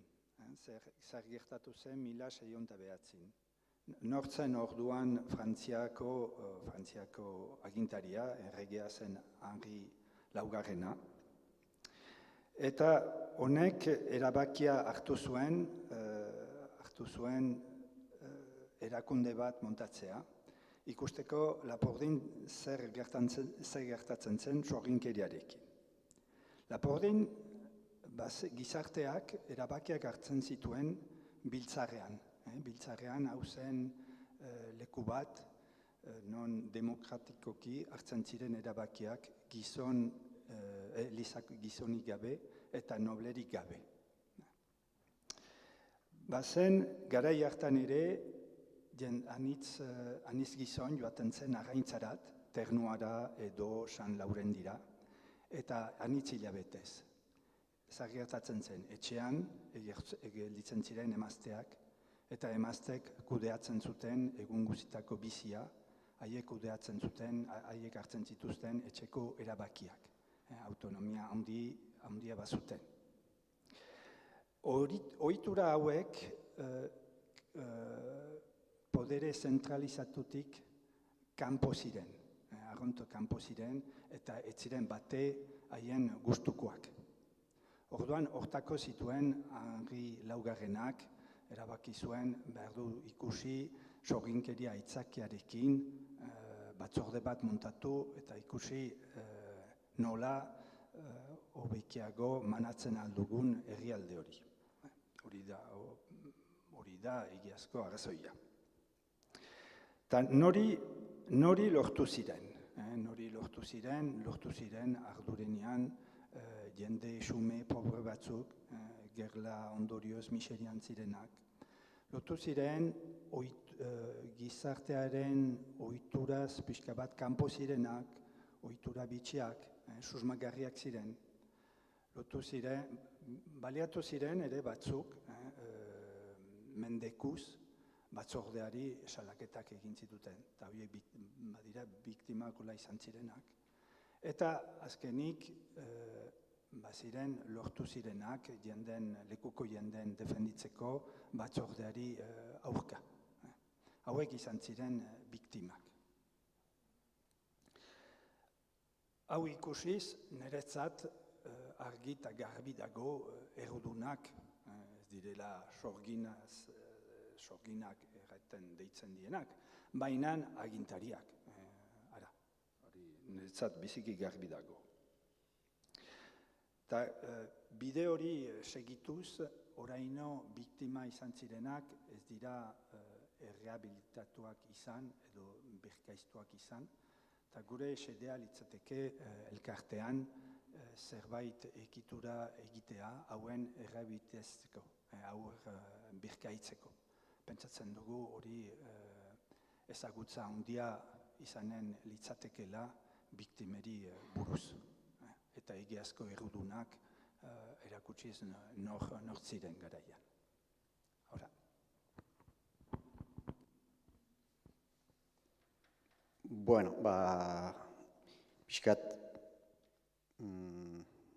aipatu danaren aldetik, alegia, oso interesgarria iruditzen zait, ze nik uste dut hori gabezia bat izan dela historiografian, heldu zaigun historiografia horretan, olako auziak edo gaiak tartean direnean, hasten da hitz egiten dokumentu erakunde jakin batzuek eta pertsona jakin batzuek beren dokumentuetan eta gertatutako gertaera batzuei hori pairatu dutenak aztertzen.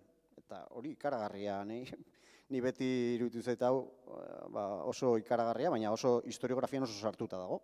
Eta nik uste dut lan ederra egin dutela bereziki euskaldunek, edo euskaldun batzuek esan dezagun, hobeto esateko, horri buelta ematen, eta hemen Euskal Herrian badala indar bat, gauzei buelta emateko kontzeptualki, adibidez Jose Azurmendi bat, alegia, berak jarri du adibidez, Espainiar historiografia eta frantses historiografia bera perspektiban, zergatik esaten dituzte gauza hauek, ikertzaile hauek edo agintari hauek guri buruz. Alegia, guk baditugu gure ajeak, nola baitere, gauza, ez dakite, ikerketan edo egiten ditugun iritzietan, eta hola, norberak badu bere motxila, esateko moduan, baina aztertu ditzagun autoritate hauek zergatik ari diren esaten gauza hauek guri buruz. Zehazki 1525, hau da gehien landu duana, gero nahiko ezaguna da 1611koa, eta hori pixka bat ere ezagutzen du, baina, 1525koa iruditeria, eta ez dakit gero aipatuko duzunik, spoiler ez dut egingo, zentratuko naiz beste gauza batean. Alegia, garai hartako testu ingurua 1525koa. Ikaragarrizko gauza gertatzen egizian Nafarroan momentu horretan, berregituratze bat, nola baitere, konkistaren ondoren, gogoan eduki behar da, momentu honetan gertatzen dela Hondarribiaren setioa, eta Hondarribiko setioa iraun zuen hori, mila bosteunda hogeita lau arte, mila bosteunda hogeita lauko primadera, udaberria, ordu arte iraun zuen. Zer gertatzen da momentu honetan? Carlos Bosgarrena, enperadoreak, ematen ditu barkamenak, Nafarrei ematen zaizkien barkamenak, nolabait esateko. Orduan, zer esan nahi du honek?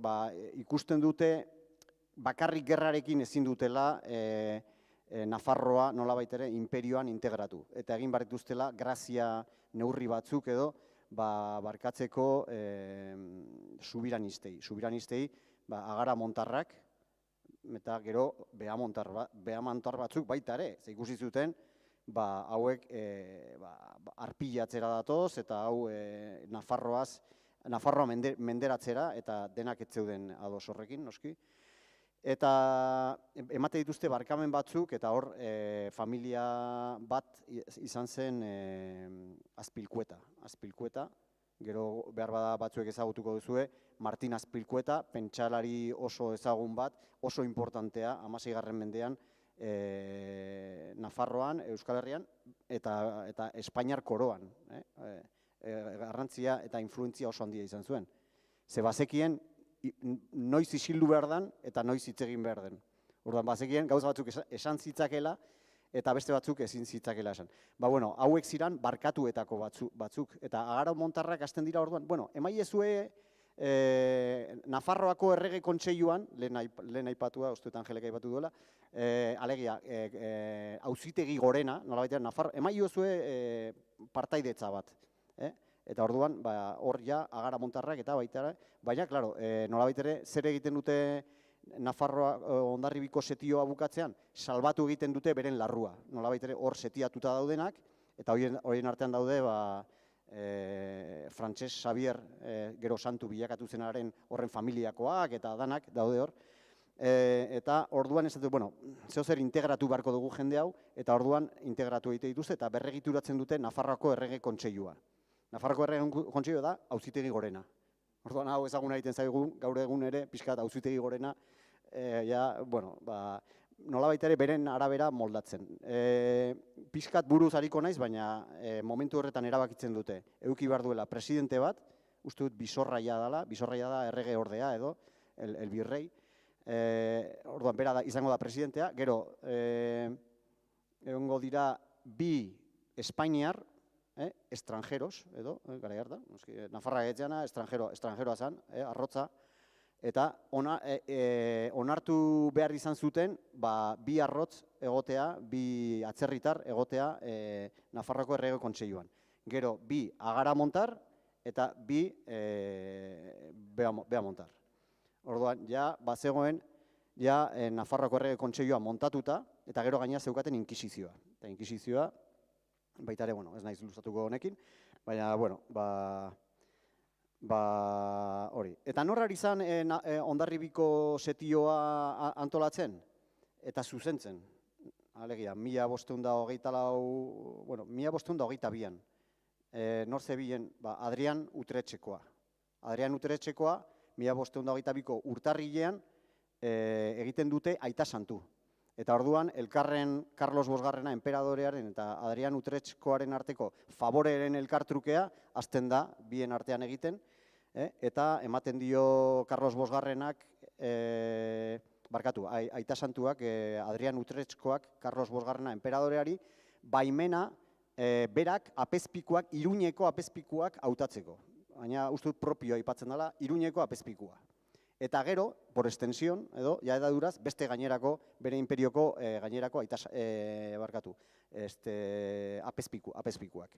Beraz, hau da, prerrogatiba bat, berari aitortzen duela, Adrian honek, eta justo gainera, Hondarribiko guduan, setioan egondana, gauza militarrak zuzentzen, bizkalenago. Eta, hor dago orduan. Nafarroko errege kontseilua, erabat kolonizatua eta manipulatua, eta gero, etorriko zait burura, lehen aipatu dudana, inkisizioa. Hor buruz buru, eta gero hasten dira ja kompetentzien borrokak. Hau nirea da, hau bestea da, eta hasten dira orduan gero ja erabaki batzuk hartzen. Baina, bueno, basikamente ez naiz gehiago luzatuko. Funtsa, nortzuk dian hau guztia mugitu zutenak, bueno, hauek. Mila esker. Bueno, aipatukoa. Zigortzaileak, errudunak, horren inguruko gogoetatxo bat. Bueno, nik aipatu ditudan 3 zu hoitan, ikusten da nor diren nolarraten da, biktimarioa edo salatzaileak edo berdugoak. Baina gero baitare, Kike Fernandezek uste dut, Kike Fernandez da? Aipatu duena, herri hoitan ja behin beldurra sartu pulpitoko predikuen ondotik eta presionen buruz, seguro herritarren artean hor salatzaileak berdugo do biktimario papera bete zuten haunitzez, pues beti gure herri txiki hontan badiren, nik horrekin gatazka badut lurroi gurea da, edo ez dakit, zure semeak, ez dakit, bakizue olako gauz txikia, eta non okazio hau aprobetxatu zen, seguraski, jenden arteko afera garbitzeko, bengantza, gorrotoak, eta horre seguraski izan zen, gure herrien artean, salatzaileak gu ginen, osea, batzuk sufritu zuten, baina salatzaileak herritarrak izan ziren baita ere, osea, guk erraten dugu, noren ondokoa izaren naiz ni, sorginez akusatutuko edo ez, edo sorgina bezala akusatua duen horren ondokoa. Osea, azkenean zipristinduak denak. Ezin astu, eta oso Firias esaten zuen, ez da, nola elkarrekiko salaketa horiek ez ziren gertatu, inkisidoreak edo balantza moduko hauek piztu arte, alegia, esen berez piztu zen, eta gainera alako prozesuetan beti gertatzen da hori, ez da, oza, pizten direla. Bueno, Angelek oso ongi azaldu du, ez da, estrategia dela errepikatzen dena, oso ongi. Bueno, eta bigarren galdera bat egingo dizuet, ziruenik azkena, baina, bueno, nik uste merezi duela, ze agian beste gai edo gertakizun edo mugarri historikoekin aldean, nik uste gai honek badaukala berezitasun bat, eta da, iruditeria. Esan nahi dut, ez dakit, Nafarroako konkistaz ari garela, zer botatzearen, ez dakit nola esan. Ez dago, ez dakit, filmetan edo ez dakit non ikus dezakegun iruditeri zehatz eta berezi bat horren inguruan, baina goien inguruan bai. Bueno, ez dute astirek eta ordenagailoa argindarri gabe geratu da, baina euskan nik uste denok buruan dauzkagula, ez dugula ikusi behar, irudi batzuk. Dauzkagu, Walt Disneyeko filmak, sorginak nola agertzen dira, ez bakarrik duela 100 urteko filmetakoak, hor manituen irudi batzuk, non azkeneko 10 urteetan egindako film, The Witch, sogon, alago, bueno, Hollywoodek ematen digu edo botatzen digu gaioen sorginei buruzko irudi zehatz bat, hori alde batetik, baina gero, hemen ja Euskal Herrira, Nafarroa etorrita, sorginaren irudi bat erabiltzen da, esate baterako oso nabarmena da, hainbat herritan, jaietan, Hernanin buruzari nahi zonen, toki askotan, seguran komentatu didate, San Juanetan uste egiten dutela, Hernanin, Anosibarren gogoratzen dut, eta hor esate baterako aldatu dute eta egiten dutena da inkisidorea erre, horrek ulertu dute gaia. Bueno, esan dakoa, gai honi buruz badukagu eta bereziki hori, argi dago herri bakoitzan bere hausnarketa egin behar dutela, eta hori agian bada etorkizunerako lan ildo bat, baina, gogo eta orokor bat eskatuko dizuet, alegia gure jai hauetan edo inauterietan, ez da, oso nabarmena da, badago jendea, sorginez mozorrotzen dena inauterietan, Euskal Herri osoan. Zein da hemen eta gaur erabiltzen den edo daukagun irudia, sorginei buruzkoa, ustezko sorginei buruzkoa, Eta zuen ustez, zein da, edo ze irudi, kontakizuna ere bada, ze irudi euki eta erabili beharko genuke, gogoeta orokor bat.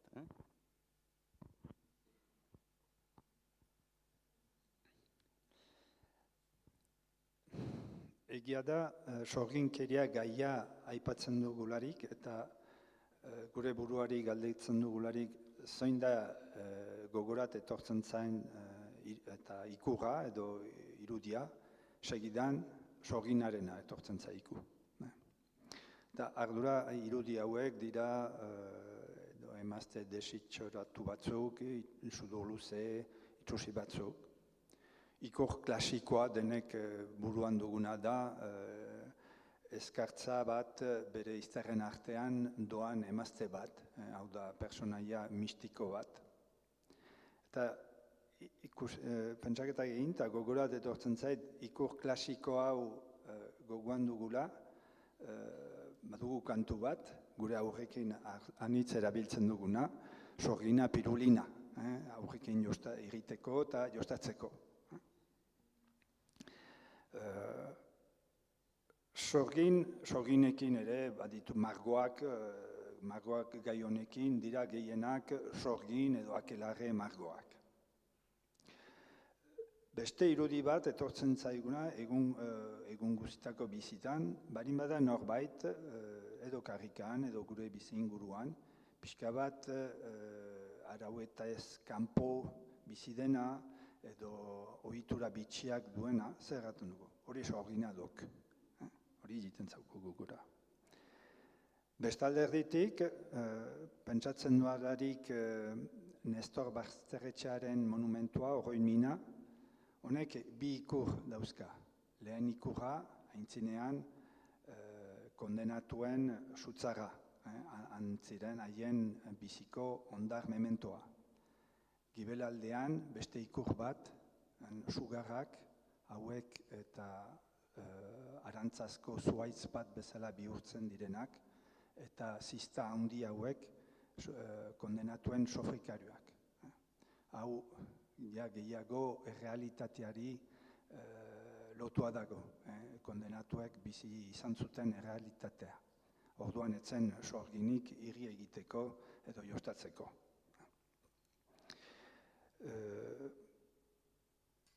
Hauek denak, irudi hauek guztiak desberdina dire,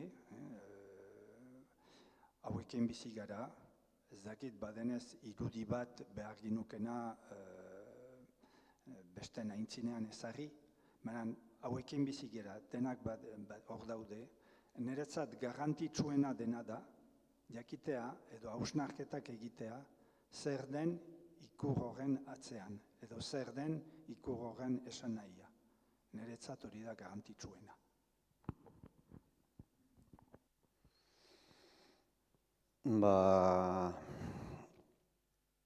Zer esan honi buruz? Bueno, pixkat gogoratu lehen esan bar nuena eta zuzen iruditeriaz eta noiz hasten den da. Garai honetan interesgarria da sortzen dela Europa iparraldean, uste dela Gent hirian edo hor Flandria inguruan edo hor eskola badakizue margolarien eskolak eta izan zuten arrakasta handia eta haietako batzuk esportatu zuten kuadroak eta hola Euskal Herrira. Eta eskari handia zegoen Euskal Herritik kuadro hoiena. Eta nolabait ere, adibidez, Sant Telmo Museoan Donostian, badaude eskola horretako kuadro batzuk, hemen esportatu egiten zalako burdin produktuak eta tresnak, eta batzuetan ordaindu zerekin artea importatu egiten zen, eta prestigioa ematen zuen, eta holako gauzak. Justo garai horretakoak oso ezaguna da Flandriako eskola, eta hor badaude aita seme batzuek, azten dira nola sorginkeriari buruzko irudiak egiten, oso polita dira, baina hor azten dira nola da, erratza eta sorginak erratza eta hori guztia, eta hori azten da nola baitere sorginen justo azten da Maleus Maleficarum baitare liburu hau, tratatu hau, eta dena, elkarrekin sinergian hasten da, iruditeria, nolabait ere grafikoa, eta gero testuetan esaten dana, eta zabaldu egiten da, hau guztia, heltzen da gu gana, ez da? Hori, erratzarena, eta oso sorgin itxusiak, eta, kriminalizatzeko modu ederra, ez? Olen ederki esplikatu duen, ez Angelek, ikaragarrizko gauzak egiten zituzten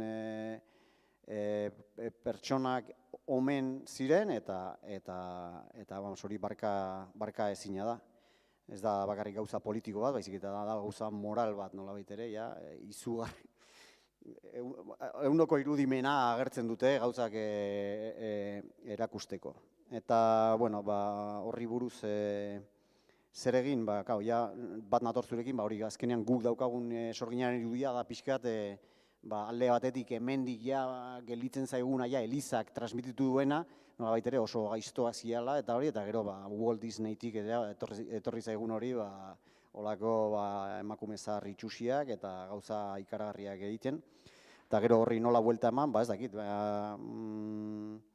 Hau bezalako gauzak egiten, gogoratuz gauzak zer transmititu zaigun eta zer diren benetan, zer izan ziren. Eta ez dakit, ni nola Wikipediatik natorren, eta orain deskubritzen ez baita ere adimen artifiziala, eta adimen artifiziala ez ere gauza oso politiak egin daitezke, horri buelta emateko, horri guztiari buelta emateko, eta beste iruditeria bat sortu. Urrengo jardunaldian horretaz mintzatuko gara. Adimen artifiziala eta sorginkeria edo sorgine izan. Bueno, esan dakoa, iruditeria, zer duzu horretaz esatea. Ez, hemen bi alditan aipatu duzu, azkenuka Beñat errandugu? Beñatek eta gero ez dakit Angelek edo Kikek sorginak bi ikuspuntu dutela. Bat, más o menos toke amablea edo gizartearen alde lanean ari dena, ez? Piskat jakintzua dena, gizartean laguntzen du, erditzen eta holakoa, hoi zaintzen ez dakit nola definitutu zuen bat edo bertzek sorginkeri ez dakit mitologikoa edo tradizionala edo, hoi onartzen aldugu, ez? Baina gero, Malleus Malefikaronetik sartu zen sorgin diabolikoa uste dut aipatzen zinuta, edo diabruakin sartzen den, gainetako gehiagikerioik, ez? Orduan, igual, gu identifikatzen algara sorgin mota batekin, lehenbizikoekin, bigarren unekin ez. Zugarren unekin ez dakizu ez egatazka dugun unekin. Horai gainera, aipatu dut eta hastian, akelarreak ezamen dire existitu, eta guk dena akelarre dugu, elkartea, akelarre elkartea. Herrian autoeskundetara herrikotxera teatzen dut, alde bakarra izaten da, akelarre elkartea. Alde batetik, eta bertze aldetik plazara gaten bazaizte, tipiko souvenir soroitzapena, sorgin itxusiak, eta horrekin gabiltza, bale. Orduan, borroka bat dugu, baina argi izanez bi klasifikatzen aditugula, bi modutara batzuk, onargarriak eta urbilak ikusten aditugu, bertzeak ez, bertzekin borrokatzen dugu. Eta euskaraz baditugu bi hitzak definitzeko hau, nik ez dakit gazteleraz baden edo inglesez baden, baina euskaraz ederki desberdintzen ditugu. Jakintza, gauza onak, maixutza, eta badugu sorgintza, ona bezala, sorgintza.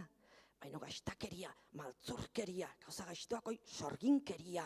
Ez orduan, hor, inkluso gure hizkuntzan, konturatu gabe, nien ditzen konturatu, berriki konturatu nahi, zaila irakurriko dut, hobeki erran, handa kontxozte ona, gu gehonek gure hizkuntzan bere izten ditugu. Sorgintza nahi dugu, baina sorginkeria gaiztua da, hori ez dugu nahi.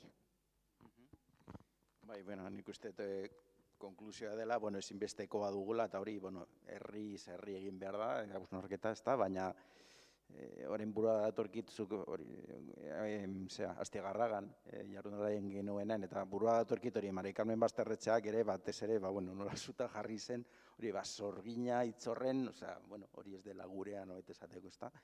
Eta, finan, herri egin beharreko hausnarketa, edo proposamena da, finan hori ez da, erabiltzen ditugun irudi horiek eta zen horretan gureak diren ala ez, zen horretan, hemen aipatu dituzuen hainbat osai hori guztiak gure kontrakoa direnak garbi eta garbi barnetaro ditugun, eta aldiz, hori nola berridatzi behar dugun, jende horri eta finan gure historiari eta finan gure buruari duintasuna emateko, ze hori da finan behar dugun, ez da?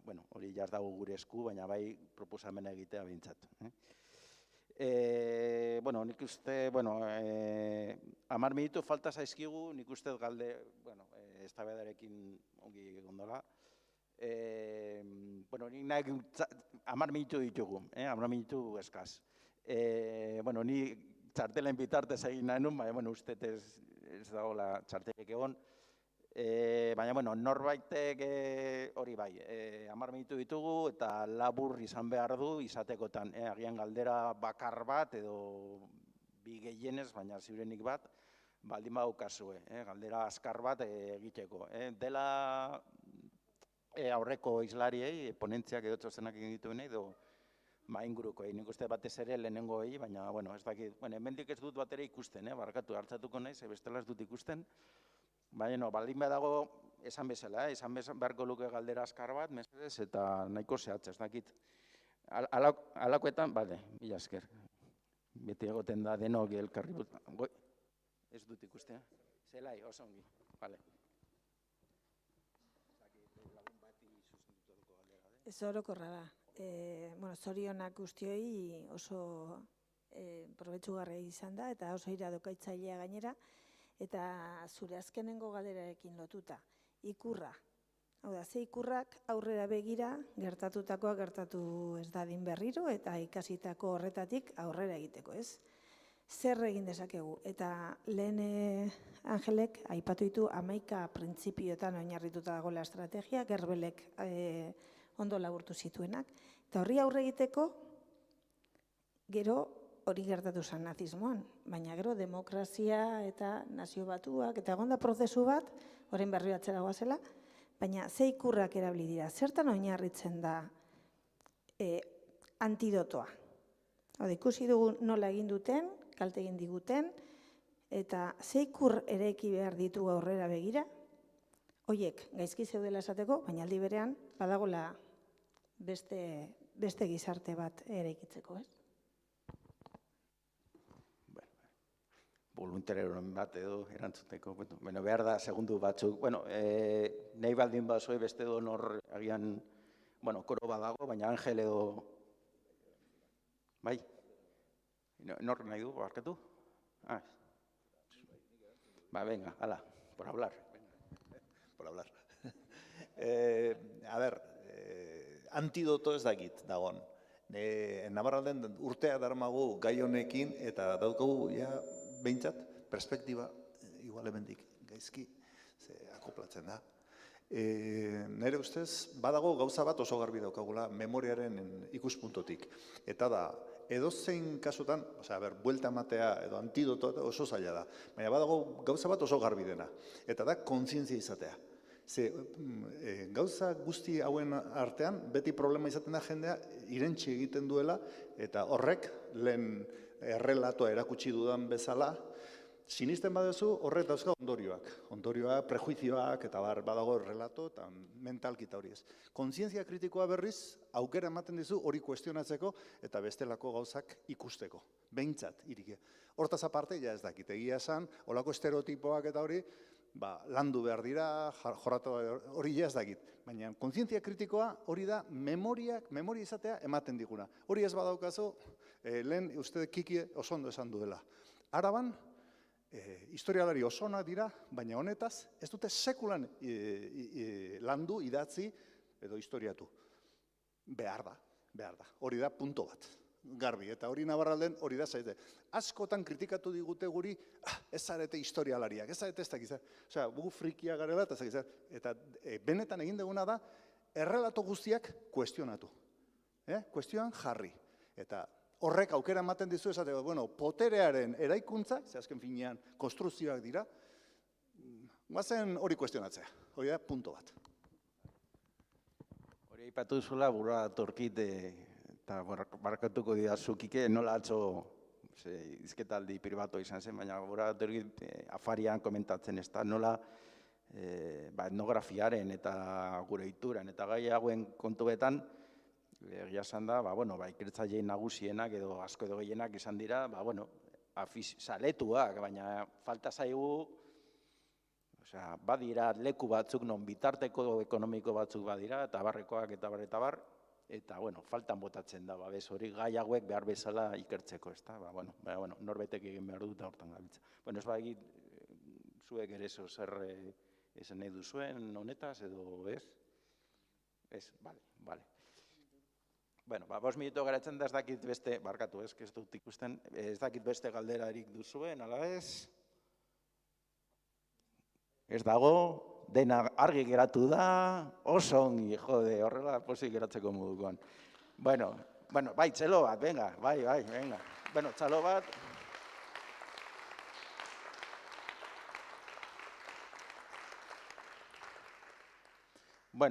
Agian ja amaitu gaitezke konklusioekin, oso askar. Espero dut, lehenik eta bin eskerrak eman, 3 izlariei, Koro, Angel, Kikeri, Iñakiri, Beñati ere, ona etortzagatik eta zuen lana eta iritzia interesgarria emateagatik. Eskerrik asko bertan etorritako guztiei, onaino etortzagatik eta goizean goiz larun baten. Eskerrik asko ere YouTube bitartez dela zuzenean edo Auskalo Noiz ikusteko aukera daukasuan guztioi. Espero dut zuentzat guztiantzat hau probetxuzkoa izatea. Eta, nik uste azkengo eta gisa, ja urte bete bat dela gai honekin hasi ginela, hemen bertan, auritzen. Erakusketarekin hasi ginen, eta gerora egon ginen Korrezein, Araban, hor Kikere egon zen, gurekin, Astigarragan ere jardunaldea egin genuen, orain hau badaukagu, Iraian Hernanira joango da, Altsasun egongo aurrian, Azaroan ere Araian, Araban, ikus dezakezuen bezala, gai hau uste du merezi duela, oso gai mamitsua dela, asko geratu zaigu jorratzeko, baina nik uste merezi duela, gai honekin Beñat ere hildo interesgarri bat utzi du mahai gainean, nola gertatuko horien guztiaren oroimena nola sustatu, jaien inguruan, seguran, komentatu didatea behan, seguran honi inguruko hausnarketa bultzatzeko. Argi dago gai honek asko arauko ematen duela, onaino iritsi gara oraingoz, baina, batez ere YouTubeen ikusten gaituztenean, munduan edonon, baina berezik Euskal Herrian, edonon nik uste merezi duela gai honekin jarraitzea, asko geratzen zaigu jorratzeko, eta tokian tokiko berezitasunak badaude eta merezi duela buelta bat ematea. Orduan, esan daka, eskerrik asko guztioi, espero dut probetxuzkoa izatea, eta, hurrengo arte. Zer? Eta, autoritatea, ez da ia falta. Gure partez ere eskerrak ematea guztiei, eta, gogaratzea ere, Inigo erranduen bezala, orain dela urte bat hasi ginela, hausnarketa honekin, urte honetan zehar, ekitaldi honetaz gain, bestelako ekitaldiak ere burutu ditugula, hendik eta urtea amaitu arte, gai honekin jarraituko dugula, eta berterik gabe, iraileko ferian ere, honen inguruan udalak publikazio bat eginen duela, oroitarri bat jarriko dugula plazan, eta gonbidatzea ere guztiei, hemendik eta urte amaierara, Auritz 1525 proiektuaren baitan eginen ditugun ekimen desberdinetan parte hartzera, eta eskermina gaur ere Auritzera hurbiltzeagatik guztiei.